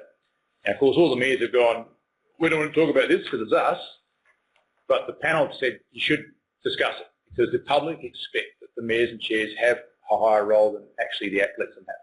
I agree. Well, you could do all sorts of things. Like you could give the mayor a vote. You could give them a deliberative and a casting vote. Yeah. They're elected. I think that makes sense. The same way, as the other elected members of staff. They took away the right to do citizenship ceremonies. was another one that went by far. For mayors. You do? To a private one. Oh, Elected private. yeah, that was for a different reason, but you're right, they did change that. Yeah. One good thing about you not being able to vote, no, quick, We'll go to Bruce, he had his hand up before you. sorry Bruce. Look, I think that the mayor should vote, be able to vote in any way he wants. Not just a cast vote, should have to vote. All the others, I think, should stay the same. Because, I mean, after all, there's 8 elected members who have gone into it and run on an election campaign that on financial or this or that. So why should each member have the right to say, okay, I'm going to dictate financial matters, or I'm going to dictate this matter? Why should it be left up to the mayor to run his own agenda when each councillor runs an election just like the mayor runs an election on wards or on financial sustainability or whatever? So therefore, why should the mayor have more rights than an elected member, than an elected councillor? I think that it's trying to make it a dictatorial, that the mayor becomes a dictator. Yeah, I like sort of that. Apart from voting, I agree with it. Yeah, the vote should be equal voting. At least I think it should be status quo. No, I was just going to comment that I like the fact you can't vote, because when people come into my place and say, gee, Prospect Road's looking fantastic, David's doing a great job, I say, nothing to do with him, he can't vote. It's the rest of us. You wouldn't look at that when you look at all his election material. Oh, yeah. Oh, I don't. Some other...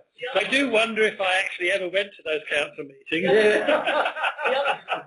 The other point that if have the mayor having equal vote with others is that like on that panel, that if something is tied, then it's lost.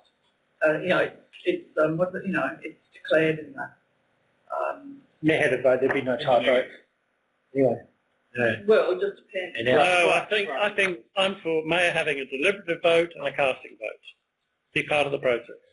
You need to break a deadlock unless you have a resolved in the negative approach, which some of the councils with chairs have. Yeah. And, Because if you can't get enough support, well then does it? So that might need some models to sort of say, Yeah. if you want to do that, here's the options and pick an option. We're not ready to just say yes at this stage. In some other councils around the world, not just here, New Zealand's the closest example, the mayor is given the job of working with the staff to develop the draft budget. And the mayor presents the draft budget to the council. Now, clearly, if the council thinks it's rubbish, it's not going anywhere. So the mayor's spent a lot of time trying to work out what each councillor wants to do and what's likely to happen.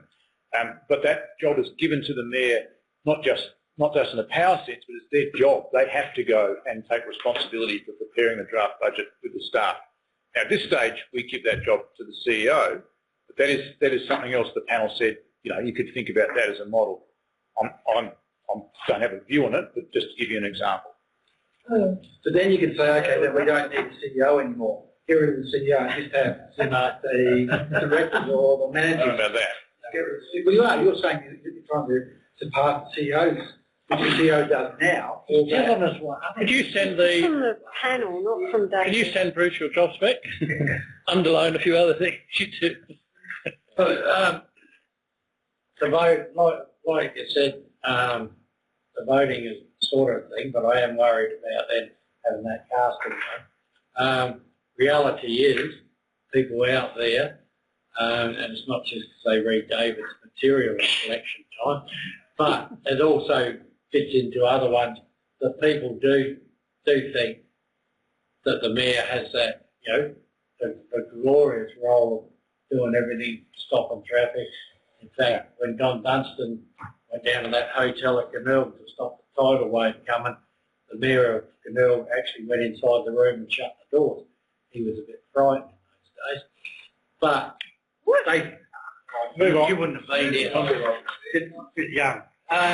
But that's the attitude that people have, that mayor runs a show and is a show. But reality is, it's the casting vote if everyone else hasn't decided. In fact, not if everyone else, and we haven't got another bloke, Andrew Crystals, but if we were the 4 and 4, the mayor's only has that decision when only half the council agrees. And so it's not what people expect. And I think perhaps it should be a bit more, to be honest. You know, Yeah. it should have that something, and I don't know what it is, maybe move forward. Could I try and sum it up by saying we're interested but cautious with this one? Yeah. Just changing the voting for me is not enough, because having a casting vote is a bit of a poison chalice, I have to say, because the mayor becomes the turning point on a controversial decision.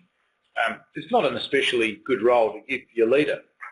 Really, your leader should be trying to get consensus, and that's what we do virtually all the time. So if that was the only thing that changed, you think, oh, bloody hell, let's just put the leader more in the suit. I think there's other things that could be looked at that actually do give the public, a bit more, meat in the sandwich in terms of what the mayor actually does. Now, I know the answer, but there's a significant gap. I think the panel, no mayors had asked the question before, but the panel saw it really crystal clear. So this is weird. I'm not saying that shouldn't have a deliberative vote as well as a casting vote. Vote, but then there's no casting vote. That's Yeah. agree. I don't think you should have two votes either. I think just one vote. Then the decision-making process would need to be reviewed. Well, it has to be approved. No, I'm happy for but as we do on our committees, on our Section 43 regional committees, they have 2 votes. Given how to resolve deadlines. But I know, in addition to. I don't agree with your comment, David, about though putting the chair in a position where they have to vote. Every chair on every board around Australia, of which there's probably 1 million, all vote. Listening? No? Yeah. They all vote. So every chair on every board votes. So I don't see a problem putting you in a position where you... It's not the same. That's not the same at all. A lot of boards are hand-picked by the chair. So they have, they have a lot of responsibility in selecting who the board is, unless a big shareholder has rights as a result of that big shareholder, in which case you've got a hostile situation. But it's a very, very different dynamic to what we do, where we're not even allowed to caucus under the Act. Hope you know that, but just in case. What's a caucus? It's just a little thing with spikes and fur. Oh, it's that Labor Party thing, it's right, isn't it? Yeah. Punch it for meetings out Friday. I don't think it's just a Labor Party thing. The other comment, Kerry, to capture is that we're interested in exploring it, but express caution as to what might be involved. Any other comments on this one? So the middle panel, what's that one for? So I've got point I don't know. 4.4. LGA. That's LGA did that. Yeah, because I mean, to me that's more than, this is more than just a vote for David.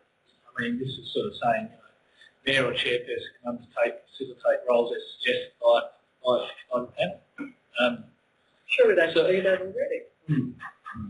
Yes, I mean, I just have more caution around that than whether David gets a vote or Yeah, it's not just about the vote. Yeah. Nobody's saying it is, David, but I think that's all we discussed, actually. I mean, we've only just talked about whether the mayor gets I think Alan put a good pitch forward And for I think other stuff. we have to be very careful about how far you go into the running of the association, of running the council,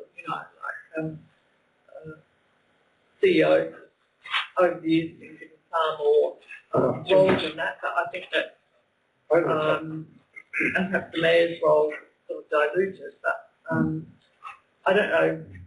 I suspect that came about because there was,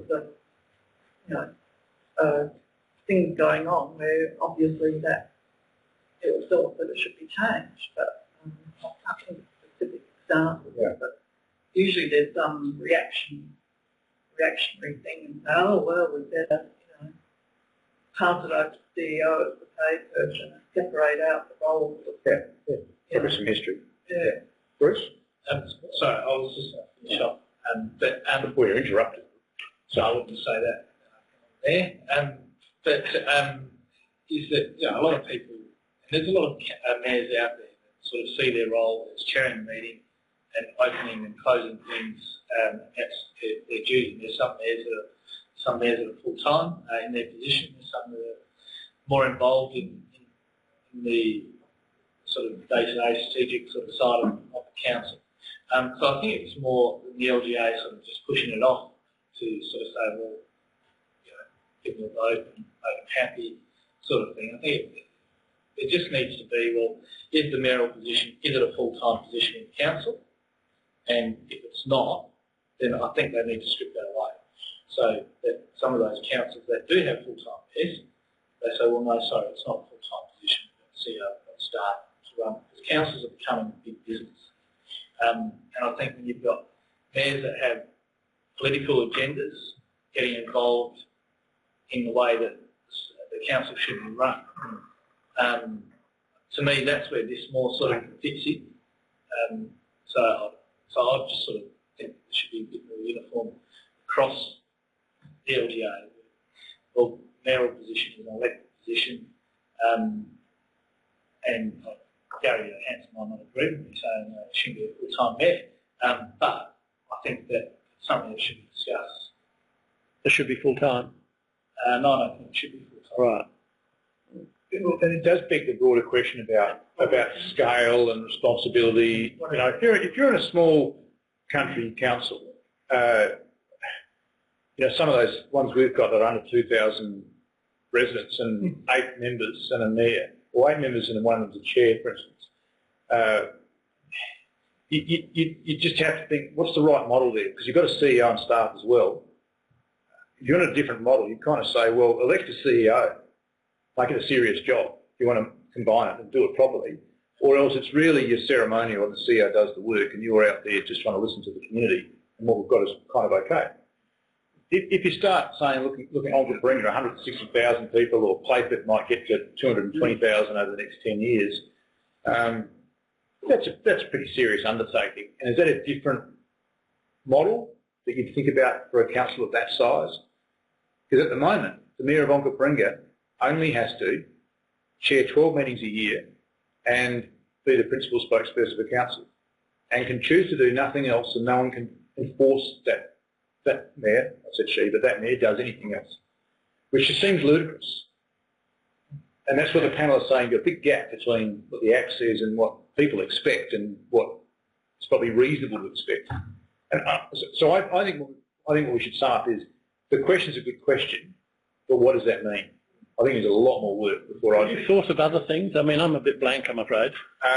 You had more time to think. So what would you put in? There are a lot of things that you do as a mayor that are convention and tradition that you could say, actually, it's your job. And that is, you preside over the citizenship ceremonies, and you attend the civic events that you're invited to, and you shouldn't be saying no. And that you are the rep on regional bodies, and you can't say no. And you are the rep on the Metro Group, and you can't. But you could do those. That's with our current paradigm. But we could actually change the structure to match what's in New Zealand, where the mayor has and is elected to an office, right? Not just take me, right? Say the next mayor. So your job when elected, you are going to be putting the next budget together for council's consideration. So you better come with those skills, or it's going to go pear-shaped. Or you come and you have a team of 2 or 3 people, and you actually have to take care of these parts of the council's business. That's your job, and it is a full-time job. Don't pretend it's not. And there's performance criteria, and the minister can sack you if you don't do it. So it could be quite a different model. I think that goes. Anything else, though?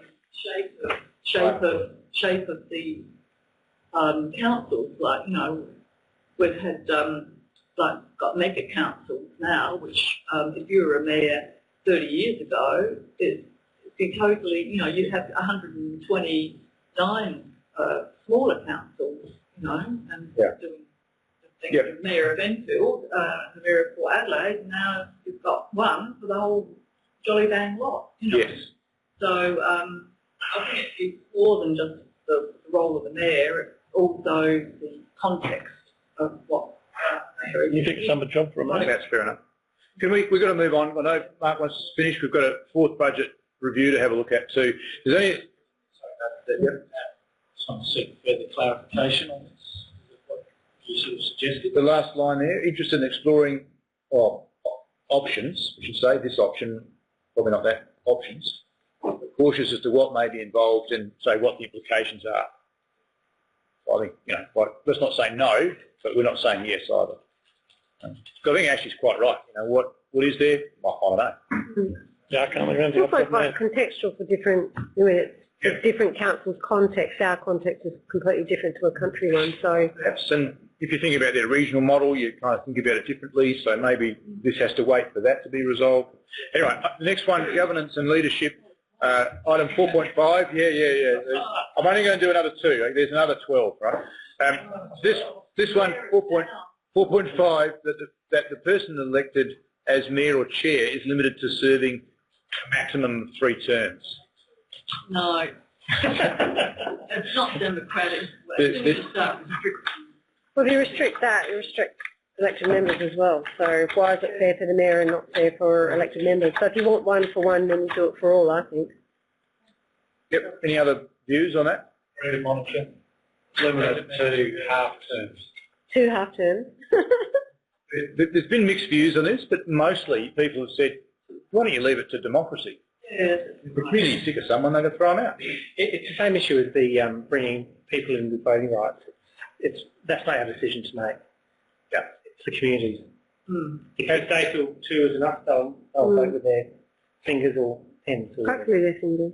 Interestingly, the only council that has a restriction in the whole country out of 535 councils is the Adelaide City Council with a maximum of 2 terms. And you kind of think, well, how do you justify that? So, knowing some of the people involved over the years. I still don't think, why don't leave it to the community to sort it out? Oh, I agree. Yeah, I agree.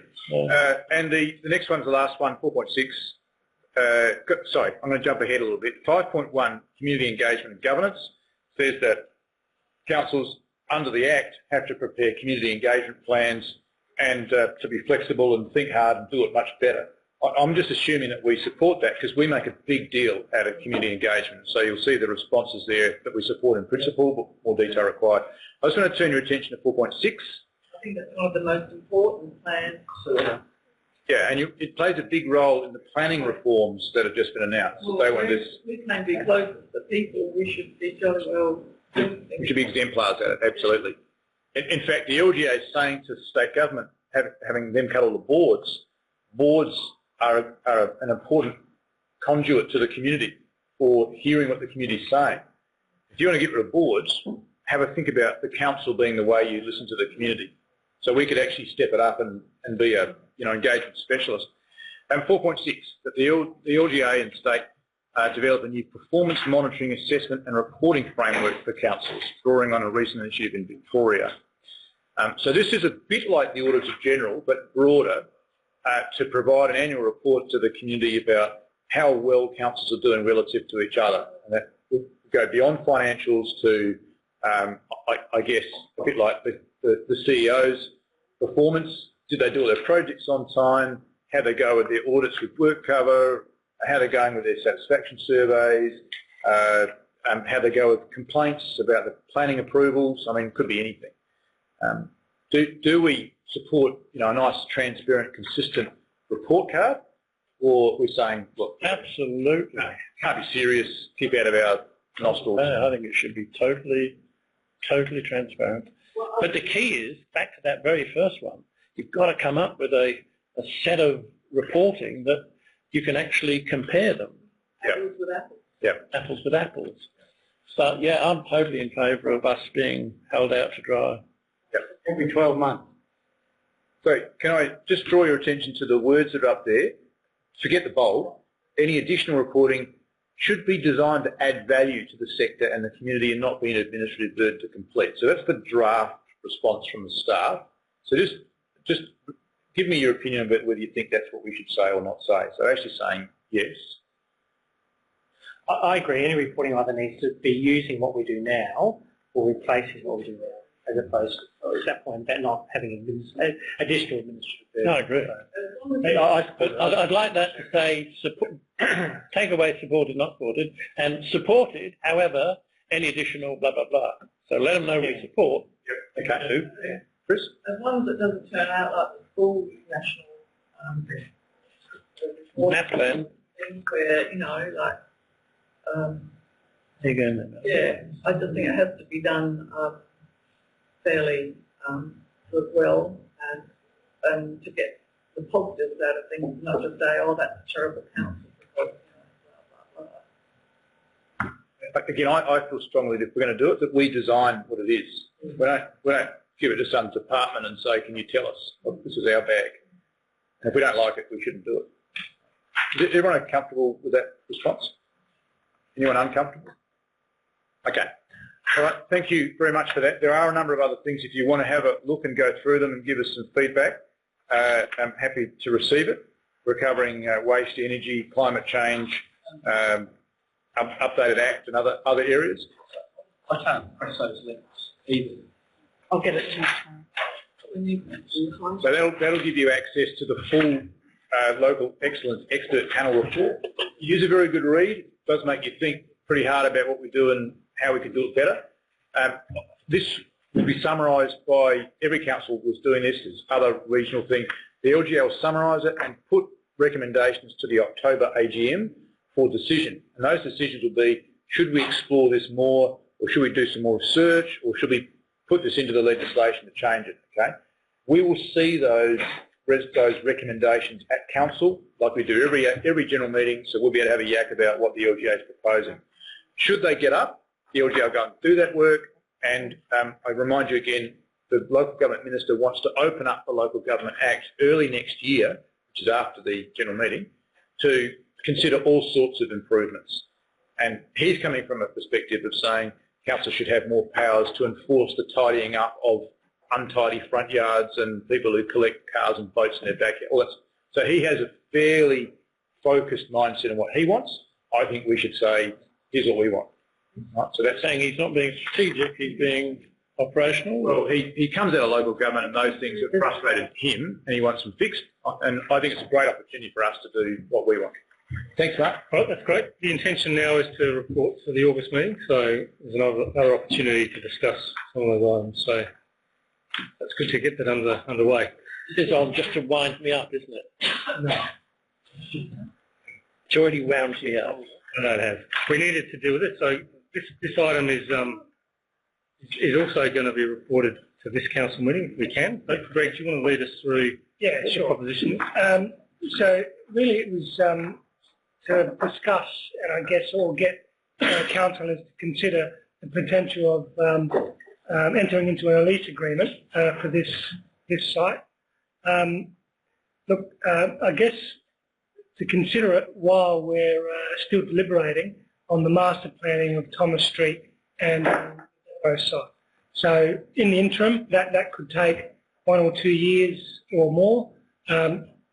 We do use it to stockpile material or plants on a seasonal basis, but most of the time it has been left vacant. So it's really a discussion point and for your consideration. How long are you thinking this lease though? So I'll work through it. So we're talking about 1 to 2 years, maybe 2 years with an option. Not a 5 plus 5? No. Okay. That was my worry. Might flick to the next page. 10 plus 5. Just to give you a little bit of background, it's about 800 square metres. It was utilised as a milk depot, as we know. It was built around 1960. It consists of about 4 cold rooms and a dock or a loading dock. The amenities at the moment are all disabled or decommissioned, but there are all services to it. Electricity, water, sewer, gas, telephone. They can all be livened up quite effectively. We'll flick to the next. What's up for consideration by elected members is the potential for the agreement to be 1 to 2 years, as mentioned earlier, with maybe the maximum, of renewal options like 2 plus 2, depending on how far we've got with our master planning process. That will attract a CPI increase. All the outgoings will be by the leaseholder. That will be their responsibility. And the current use for the site, or the permitted use at the site, is depot workshop warehouse, mechanic store, things like that. Just a question. So have you got something in mind like this? Look, there's been a couple of people that have approached Because us. I'm quite concerned about a workshop. That means another more, we're going to have 50 cars parked in the street while workshops, cars being serviced. Can we listen to the rest of the presentation before? Look, I'm happy to take on questions, but look, that'll have to meet some planning requirements. And look, I think Chris can chip in on that there would have to be some criteria. If they did set up whatever type of business it would, there'd have to be minimum criteria that they would need. I think we should continue with the presentation and come back. Okay. So I'll just stress, if we just go back to that one. So overall maintenance of the improvements would ultimately be borne by the leaseholder. So I just need to state that. Next slide. Some of the analysis, we went out and got a report done. We're looking at about $30 to $40 per square metre. That's about the norm. So that will generate about 23 to 32 per annum. If we do manage this particular lease in-house, it would be cost neutral, I guess, but if we elect to get someone to manage it for us, it'll be about 6 to 8% per annum that would have to pay for that service. And believe it or not, all the ones that we've talked about, in its current state, it'll still be appealing to someone to lease it out, believe it or not, which is quite good, because that means that council does not have to... just carry on until we finish the presentation. Come back. Right. So I guess here what we've got, what we want is, I guess next steps really. Do we undertake a formal expression of interest and go out and see what comes in? Bear in mind it is only for the short term. And of course, this will have to come to council in a report form for people to vote on and a resolution to come out of it. Okay. And Bruce had the first question. Can we go back to the previous treatment? Have we got independent real estate valuations about? We have, yeah, there is a report. Do you get one or three? We've used, I believe, one provider just to give us a snapshot of what will be out there in that market. Well, I think the rent is cheap actually. That's quite cheap. Yeah, that's what's come out. Look, if they did some comparisons along that length of road, they do range. Yeah, there's some that are quite high, but they are a very good facility with a lot of potential. This is restrictive of what you can actually use it for. Greg, when we bought the milk depot, I know Depot were very keen to be using that space. I think we were storing plants there for a while, that were doing Church Row and a few other things. Do you have, what's the need now from the depot, from your depot? Seasonal. So we might stockpile some trees when we get them in, but look, we're reconfiguring the current depot site, so I'm sure that we can accommodate for that spillover. Okay. Look, on that basis, it's not going to be for this council to decide what we do with the milk depot anymore. I think that'll be a decision for the new council. 2 years seems a long way away, but given it's taken us 3 years or 4 years to get to a master plan, it's probably not that far away. So I'd be supportive of doing something. I think generating some sort of income is good. Just ballpark figures, what's our loan repayments on the property? I'm just trying to work out what the yield 32 grand is. I think that would keep up. That'll partly pay for the interest. Yeah. I think it was around 33,000 the interest repayment. I would have to check those figures. Yeah. So it'll come close to recovering that. Yeah, that would be good if it was cost neutral in that respect. So look, and the typical market, if you go out there, these are indicative figures. There might be someone out there that is prepared to pay a bit more. So we will go out for expressions of interest, and they could submit an offer. Ashley, could you tell us what we're paying on interest on that? Thanks. So I'm supportive of you having an expression of interest process, yes, and rather than just sticking a lease sign up on the fence. No. That'll be a better way to go. Then we get a bit of selection over what might happen in there. Yes. And also some of the expressions of interest might talk about the fencing and the appearance of the road. And I think we'd want it to be improved because it looks pretty ordinary at the moment. It's covered in graffiti and all sorts of stuff. And so I'm supportive and happy to see it come to council to say exactly that and get on with it. Okay. Anyone else got an alternative view? I think 30 to 40 metres on the lower side for Prospect. Oh, I really think it is. It's on Prospect Road. It's on Main North Road. We shifted. It's on Main North Road. It's in a fantastic position. It's on a corner. I mean, that's... Absolutely. It's good. The floor level is 4 foot up above ground level. Yeah.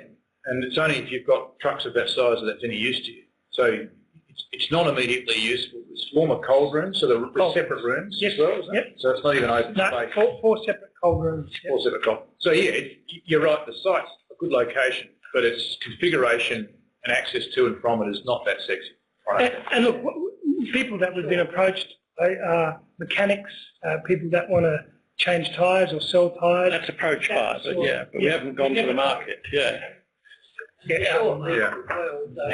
What's the total floor area? About 8 Locked up? 100 square metres across. Side area. Side area. Oh, the closed area. Secure area. Yeah, that's 800. Yeah. That's 800. 800, you're saying fence to fence? No, no, under cover, under roof.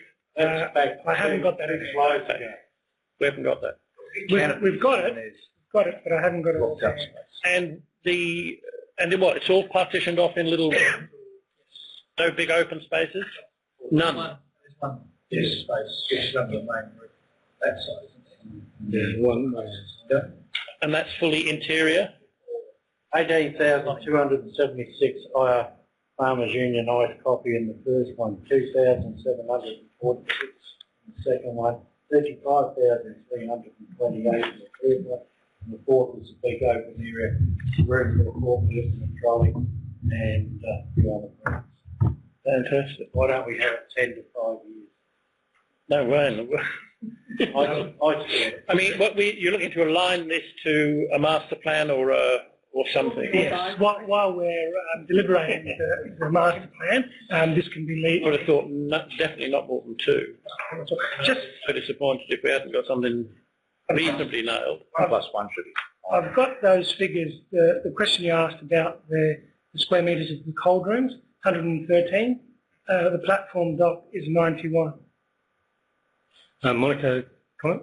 If someone came along and you know, thought really creatively and wanted to do something like a quirky cafe or something like that, would that just require a DAP approval, Chris? Yes. Under the Act and regulations, there are certain decisions that need to be made by the Development Assessment Commission. Part of that includes development undertaken by council. So there can be some debate around whether this type of development, being a change of use, could be considered by DAP, so council's DAP, or whether it requires referral to the Development Assessment Commission. What we'd have to see is if someone came to us with that sort of proposal, see how it stacks up with the development plan, which is generally supported, being in the urban business policy area, and then ultimately probably seek some legal advice as to how far we can stretch in terms of council staff being able to consider it, and potentially writing to the minister to request that DAC be. We wouldn't discount it. No. Oh, no. So you're really careful that we seem to be approving something that suits us but might be an unfair competitor to something next door. So I'd be wanting really good transparency over the design. Nobody's going to go in there and spend a lot of money on a 1+1 lease, that's for sure. Yeah, all but possible. What about refrigerant in terms of environmental problems? They would all be chock-a-block full of that gas that you can't just let go into the atmosphere. And I imagine there must be a lot of refrigerant. That would be commissioned, but I'm not sure if the refrigerative equipment's on site. I'm sure they didn't decommission. Oh, it's not on site. They'd just sod it off. That plant might not be on site, so we'd have to check. What, they would have taken it with them? They didn't. Doubt it very much. Anyway, We need to move on. Scott? I just think if we do go out for expression of interest, we just need to make it really clear that it is maximum 2 years, just so that someone doesn't set up a business there and they go, oh, Yeah, so, future. so that would be the most attractive, I reckon, a 2+2. So at the end of No. A 2+2 gives them rights to go to it. That doesn't give us, no. That never gives the landlord rights. That only gives the tenant rights, a 2+2, not the landlord. So that's something that we can consider once we go out. 1 plus 1. Yeah, 1+1, yeah. The intent is to report this to the August meeting, so you can have further debate then. Everyone comfortable with that? All right, we need to move on because I want to get to the budget review, which is now. So, Ginny? Yep. You're right.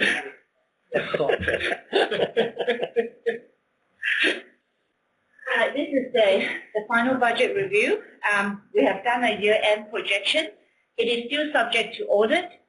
So I'm pleased to report that our year-end projection will be a favourable budget surplus, which is just over our minimum target level of 250,000. 3 cents.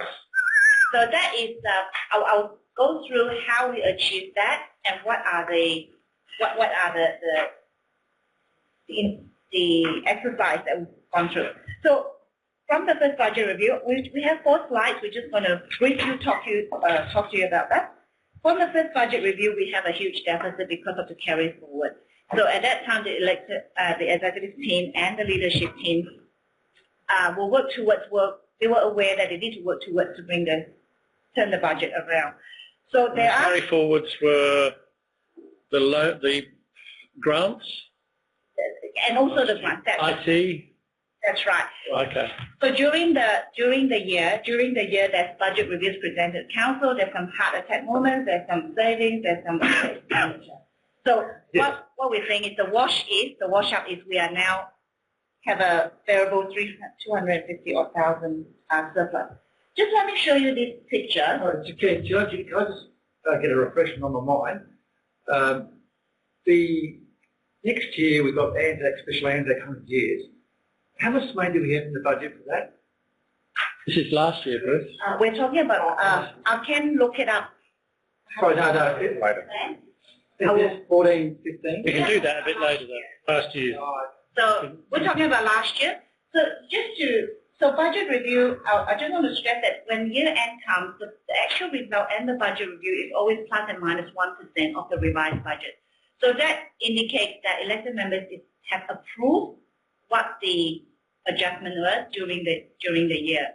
What we want to show you here is we are looking at 8 years ago. The reason why 8 years ago is that's where the sustainability inquiry came in. I mean, because of July 2007. So that was the 8 years since we have the sustainable inquiry. How did we fare from our adopted budget to the year end? So bear in mind, during budget review, there's lots of adjustments. So out of the 8 years, we have 2 years. So the blue represents the adopted budget. The red represents the actual result, the audited result.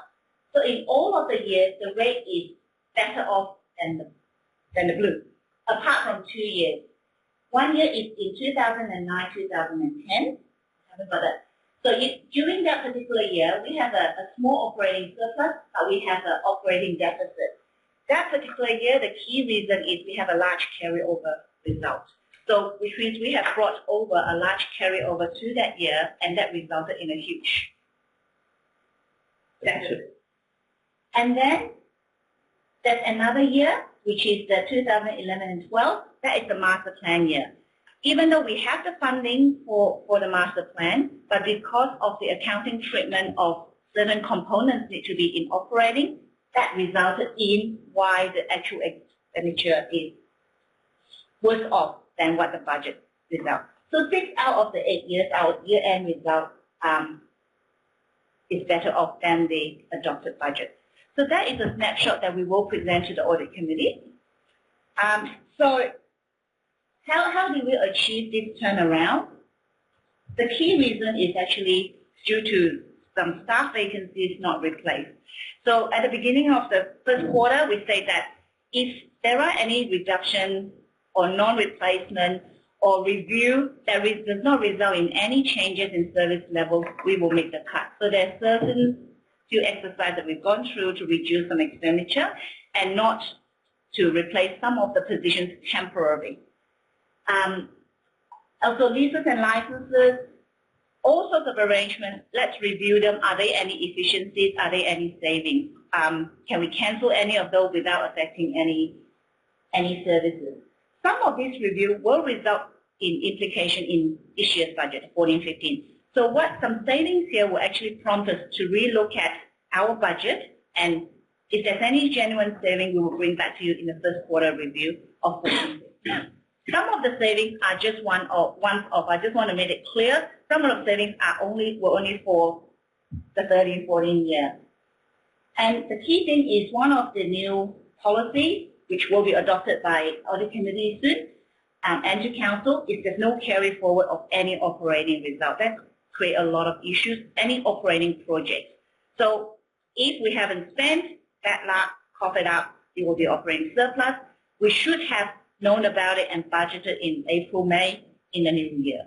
So that is the new policy that we have implemented, although not adopted. So that was the 12. So no carry forward. We'll talk about capital works in a second. We have, however, a lot of capital works worth of about $1 million of capital work, which will be spent in the next 5-6 weeks in the new year. But I'll get Greg to elaborate about what consists of this large capital work carryover. As I said before, some of the savings are short-term, medium, and ongoing savings. Some of those that we identified, there will be savings in the new budget. So, for instance, in the report, we talk about our banking review is one of those. So we've gone out to tender review our banking again. That resulted in savings in our banking costs from a $60,000 3 years ago to potentially a $30,000. So that's sort of some of those initiatives. All right, I'll just hand over to Greg first to talk about specifically on the capital works carry forward. Just before you do, just to be really clear, the turnaround from the deficit to the surplus, can you just restate those figures again? A deficit of approximately 300,000 deficit to about 254,000 operating surplus. They're all listed here, exactly what they are, how we come about. The bulk of it is salary and wages. Chris will talk through some of the specific items, but I want Greg to actually... Yeah, I just want to make sure you understand it's a good news story that we've turned the budget around quite a lot to get to a surplus. But Greg. And we expect you to keep on doing it. So as far as the capital, that's a lot of the invoices hadn't come in on time. They've gone past. They're getting processed as we speak.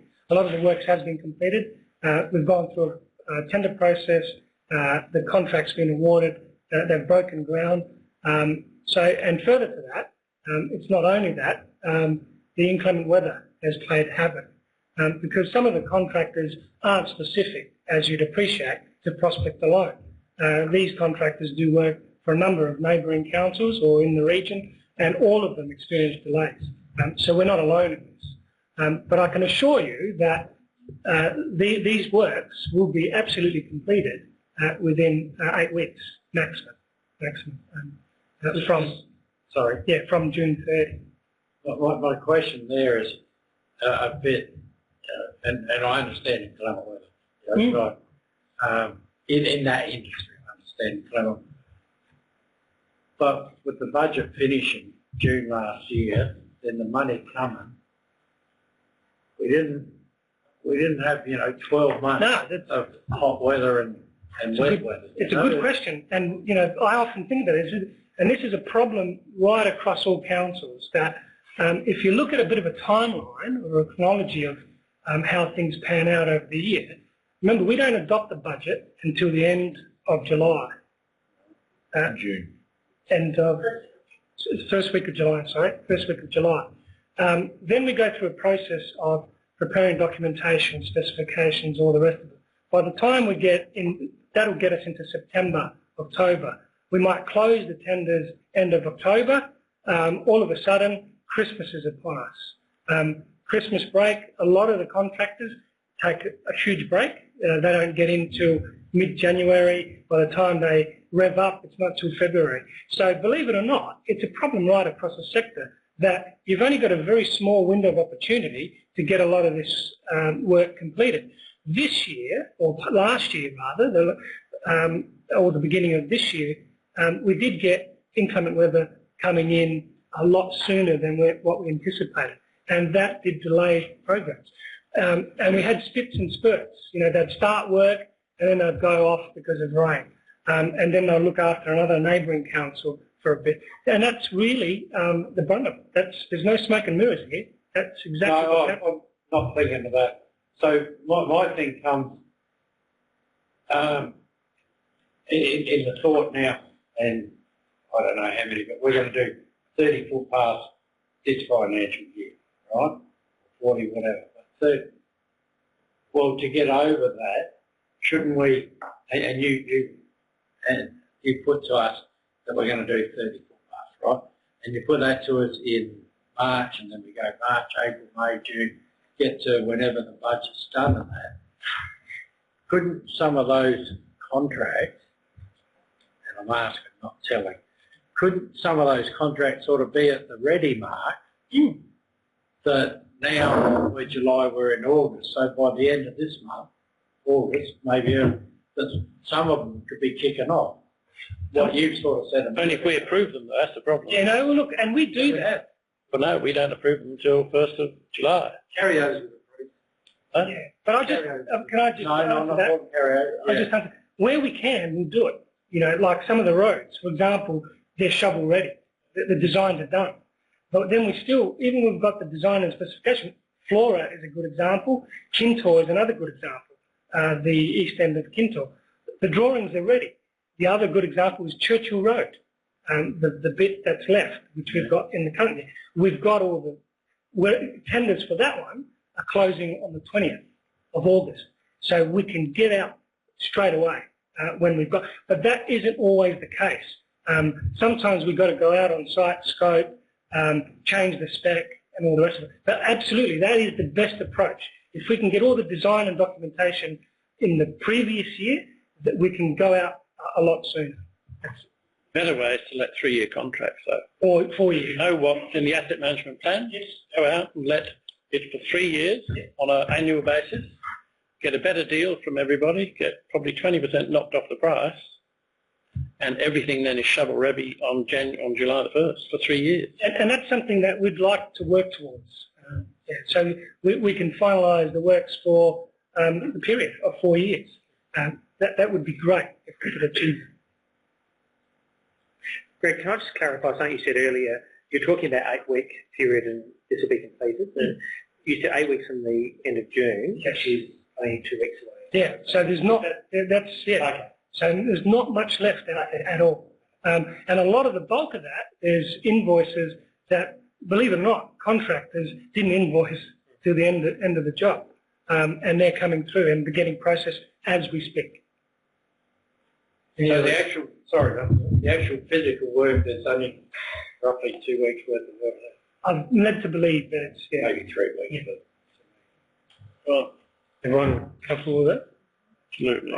Just to reiterate that I think where council, fights and tooth and nail for every cent that's in the budget, my expectation and what I promised the community, and I'm sure everyone else does to the extent they talk to the community, is that work's going to be done. And I think Alan makes a really good point. If you could spend all the money on the 2nd of July and everything was done on the 3rd of July, I'd be happy. To see it drifting into August, possibly September the following year, I'm happy.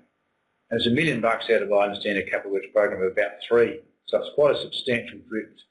And I just think, you tell us what you need from us to make sure it doesn't happen again. Well, let's pray and stop rain. That would be great if we could get that. Doesn't take 14 months to build a footpath or a road.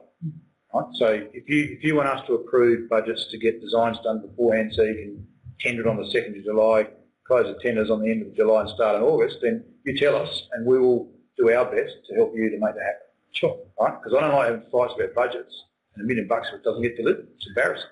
Yeah, and I need to state that this is the first year this has happened.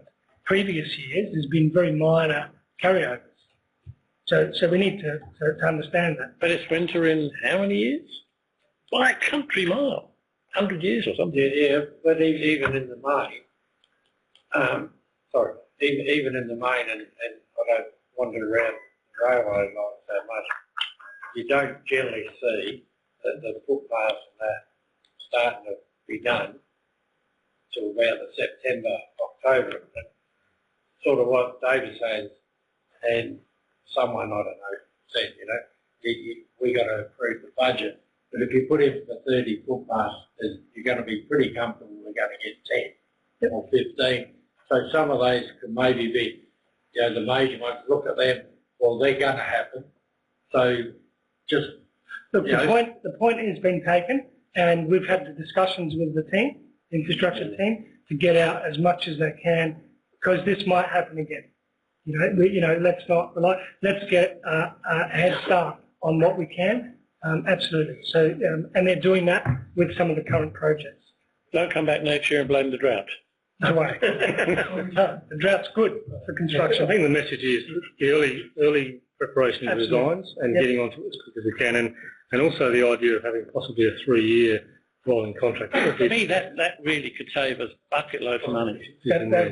We have talked about that before. Just before you go on, can you explain the relationship between the now surplus, which I think is a fantastic result given where we were, and the federal government changing the payment system, which, you know, let's not talk about the reduction, but the change in timing had an impact as well. The delay in capital works, does that impact on the operating result? And if so, to what extent? Because it looks like there's $1 million going to the next year, so of course you've got $500,000 surplus, but it's not that simple, is it? Okay, not at all. Capital work is carried forward as capital work. It does not hit the operating result in any way. In cash form, if we have this turnaround, it's a net turnaround of $500,000. Everything being equal, right now I have $1.5 million in cash.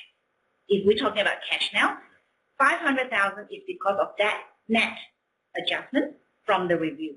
The $1 million, I've got to quarantine it to be spent from 1st of July for the new financial year. So it doesn't affect operating result in any way. Chris will talk us through the KPI. Capital work does not affect operating results, but it will affect our sustainability ratio. It does help us with our operating result in as much as we get a lot more interest. Yes. Because we haven't given the money to anyone. We've got cash. Because we have cash. So because of the delay in the work, delay in cash, which Chris will lead you into, is that's the plaque that we're about to borrow. We may not need to borrow. We will look at what is our working capital. So if we have the funds, we may not need to borrow the money that we have earmarked for plaque in this year. Then there will be an adjustment through interest repayment in the 14, 15 years, 16, 16 years. So we need to look at what is the impact. Capital work does not affect operating results. That's why we put a stopper on any operating project that will affect operating results. So I'll leave it Maybe Chris to talk about our ratio. The final point to pick up on that is also that we're not paying depreciation on these assets yet because they're not commissioned. We're actually, that's helping our bottom line as well. So deferring that. So, look, just to pick up on Mark's point before, this has been a large budget turnaround. So we came to you with Budget Review 3. We told you it was about $290,000 deficit. Came to you a few weeks after that, letting you know that the federal government had delayed our early payment of our financial assistance grant. That in effect meant that we got half our grant less in 2013-14. So we lost $335,000 worth of grant. So in actual fact, the budget turnaround for Budget Review 4 is really more like $880,000. The original budget was 104? Yep. Yes. I thought the turnaround was $500,000. Between Budget Review 3 and Budget Review 4. So the original budget was 104 surplus. Oh, right, okay. The original budget. Yeah, all right, I was thinking Budget Review 3. The good news story really is the fact that we've met 5 of our 7 KPIs. And realistically, the second one, we've only just missed out on it by a little bit. Yes, the sustainability ratio has been held off by the $1 million carryovers. Because we haven't actually spent that money, we can't count it towards that ratio, so that's the reason why that one's down. And sorry, Chris, just on that one, it's higher than the original budget, which had the $1 million in it. I don't understand how it can go up even though we spent less. And the assets, yeah. The original budget was 68. I think there was some carryover from the year before. That's probably why it had. It was $1 million carryover, right? Yeah. No, but that doesn't mean to say we were going to meet it anyway. No, but we need to, but it has gone up. 8% is what it says we were going to do. I can check into the science behind why it's gone up. Yeah, if you can. Because you're right, the $1 million coming out should have forced it down. Yeah. The only thing We should do this every year. It's come out really well. Absolutely, this is a great chart. The only thing is that the calculation has changed. So when we actually calculate the original budget, the divisible figure that we used to divide it by might have been the depreciation. And the depreciation figure is higher. So when we actually calculate the asset sustainability ratio, we use the amount that we spent on assets and we divide it. It used to be by depreciation. Wouldn't make it that much. It wouldn't make like 11%. It's different. Oh yeah, The asset management plan's requirement is considerably less than that. So Bob, it's down. Send us a memo about what happened. The overall, all KPIs are basically on target. So as Jenny mentioned, we do have our auditors on site for the 3rd of September. These figures, this is a budget review, this is not the actual final figures, and we are still working through a number of issues to do with our depreciation and assets, so these may actually end up being slightly changed. Bruce? Is it paper surplus or is it actual real surplus? Or just a paper surplus? Is it special counting? No, that's money. Remember the cash result? Can't show it. Dollar note. The slide before. The cash surplus for the year is 1.5 million. So is that real enough? So that is the cash. Well, no. That But $1 million. no, $1 million of that is we're going to pay out next week or the week Thank after. you very much, Ashley. I understand. I appreciate it, Ashley. I think David was trying to trap it there. Make out there was something there that wasn't actually real. You've got to know. You've got to carry over. It is, but that's not what Bruce meant. It is a cash surplus. That means we have more money to go into the new year. But it's only carry over, Jenny, from the previous year. That's, look at that. All of it. Yeah, from an accounting point of view, it is. From 2 weeks' time, it isn't. To me, it's playing with figures, they're making it look good when actually. That's accounting works on when you finish your budget. You can't. Sometimes it works for you, and sometimes it Come doesn't. back to it in a few weeks' time. We can cut it whatever way we want. Bruce, we can cut it whatever way we want, as long as we cut it exactly the same way every year, so we can have a comparator year by year by year. It used to be cash accounting here up until year 2000 or something. Now we use accrual, which is operating result. I think operating is better than cash, in my view. I don't really care, provided we can look at 5 and 10 year trends. And there's no doubt that the turnaround that the staff have been able to give us to get us back to surplus and more surplus than we originally budgeted for, and in fact up to our target, is exceptional. I think it's a terrific result. Jenny, net decrease in operating projects, what is that? That means that that's savings in our operating projects. Part of the savings program we've been on to identify savings. Part of that 500,000 left sits in there. Can you indulge me 1 second just on Councillor Priest's comment about the cash and non-cash? So at the moment, we have an operating surplus of 254,000. So depreciation, we haven't adjusted yet. Like Chris said, it may reduce. We also have a revaluation. What does that mean? If that depreciation has come down, let's say by 100,000, our operating surplus will be 354,000. That 100 is the book figure, but nevertheless, it is an operating surplus. And that for hard cash, we will have, in this very simplistic term, 250,000, but operating surplus may reflect 350,000. That 100,000 is the adjustment. So you are right that right now is the cash component. We haven't got to the depreciation. By year end, it will. And the depreciation, and look, we talked about it earlier this year about what we'll be bringing over the next couple of months around how we can curb some of that depreciation with a new methodology around our assets and how we use useful lines. So just bear in mind for next year then, depreciation, while we're on the topic, is we carry over that $1 million to next year. Next year's depreciation may be understated. If we do all the work completed next year, so there will be that impact. Hypothetically. That's it. So Chris, depending on whether you have any detailed questions.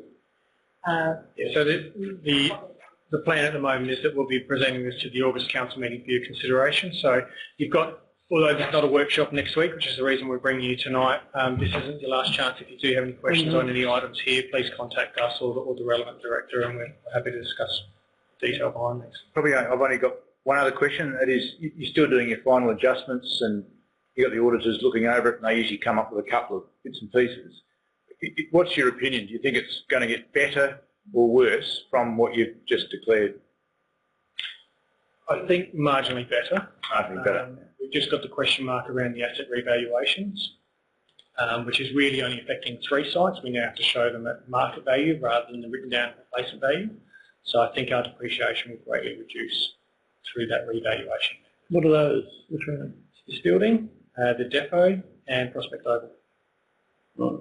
Can I just ask you a brief question? I'm just looked at that. Has that been, the value of that, has that gone down or up? I'd have to look at the. I can don't we get the same percentage of We can send a memo out with that detail. Out with that detail. There we go. Okay, so the intent is to report to the next council meeting. Is everyone comfortable with that? Yeah, very comfortable. You're a great job. Okay, just on open discussion, a couple of things from me. First of all, I'm taking 4 days annual leave as of Wednesday next week. Are you? If that's okay. I'm heading over to Tasmania, so Yeah. Greg will be acting CEO while I'm away. So, really? Yeah. So just letting you know that. The Mayor's dinner this Friday night. Yeah. No. There is. It's a sellout, I understand. So We've got a waiting list of 30 people who can't fit in. So we're busily ringing people and making sure they are actually coming. So if you're... Is it the Mayor's dinner or the Grand Banquet? Well, whatever it is. Now, I should presume everybody here who wants to go has actually been confirmed as going. I got a phone call yesterday. I've got an email. is it a sit down? It's the reason the numbers are limited is it's sit down. Where is it at, by the way? It's in the town hall. The theme is we're celebrating the declaration of the corporation of the town of Prospect, or whatever we were, as the city of Prospect, which was in 1933, and in 1934 we adopted the coat of arms with the shaving brush and so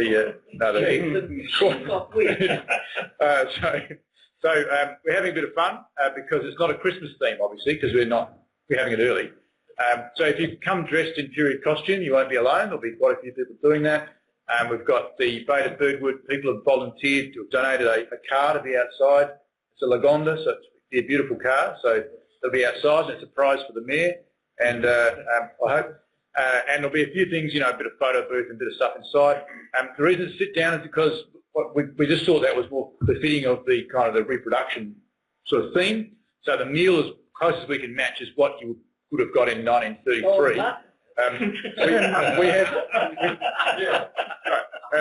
We've dug up some old stuff, and the only exceptions we've made is to provide some vegetarian choices, which you'll see in the menu look a bit odd, not 1930s, but anyway, vegetable moussaka. I don't think they had that in free. So it is meant to be a bit of fun. Please join in and dress appropriately if you can. And we've hired in a special MC at no cost to the management or anybody who will try and rev us up a bit, and that is our beloved Steve Harrison. Is coming down. He's been working his presentation and his costume for weeks, I'm told, which sounds very dangerous. And I've reminded him he's not the guest speaker, so we'll just see how we go. And so we don't come dressed as gangsters moles. That is your choice, Councillor. So I come dressed as the 1936 wing-tipped man about it. Come as a gangster's mole. Again, your choice. I understand the CEO is going to some trouble to fit in with the period. So you and me both. You can contest. So it should be good. Have a good night. Friday night, 6:30. I say that because the original photo is all men in their wing-tipped little celluloid. So I should just remind you that people that we invite are obviously elected members. We also invite all the committee people, so from the DAP and the Audit Committee and those other ones, just to say thank you. We invite representatives from every sporting and community group in the city, again, to say thanks. We've invited all our community volunteer award winners, our Australia Day Citizen of the Year, all of those people that you would expect that we would want to say thank you to and celebrate have all been invited. Neighbouring councils, era councils, local politicians, staff and partners. So just to remind you, that's the usual people that come along. And but for the first time in years we've had it as a seated event with numbers, and for the first time it's been booked out. It's quite funny. How many people? 140. So should we have made it 4 more and it'd been gross. And we've asked him to be. Because he's got some other council, so I don't know why He belongs to us. he wants another council. Why would you be inviting him? I don't understand. Because it's good fun, Bruce. Yeah. And he's the mayor. Quite other mayors, but you can be at the front door telling the other mayors to go away. Yeah. Council, they'll let you do that. Okay, the final thing is, as mentioned, there's no workshop next week, so it's a week off. Are there any other questions from the group? My apology. I think my plane lands on the night of the council meeting, I think at 7:15. We'll be late. No. Okay. We'll be late. All right. All right, thanks very much. Thank you.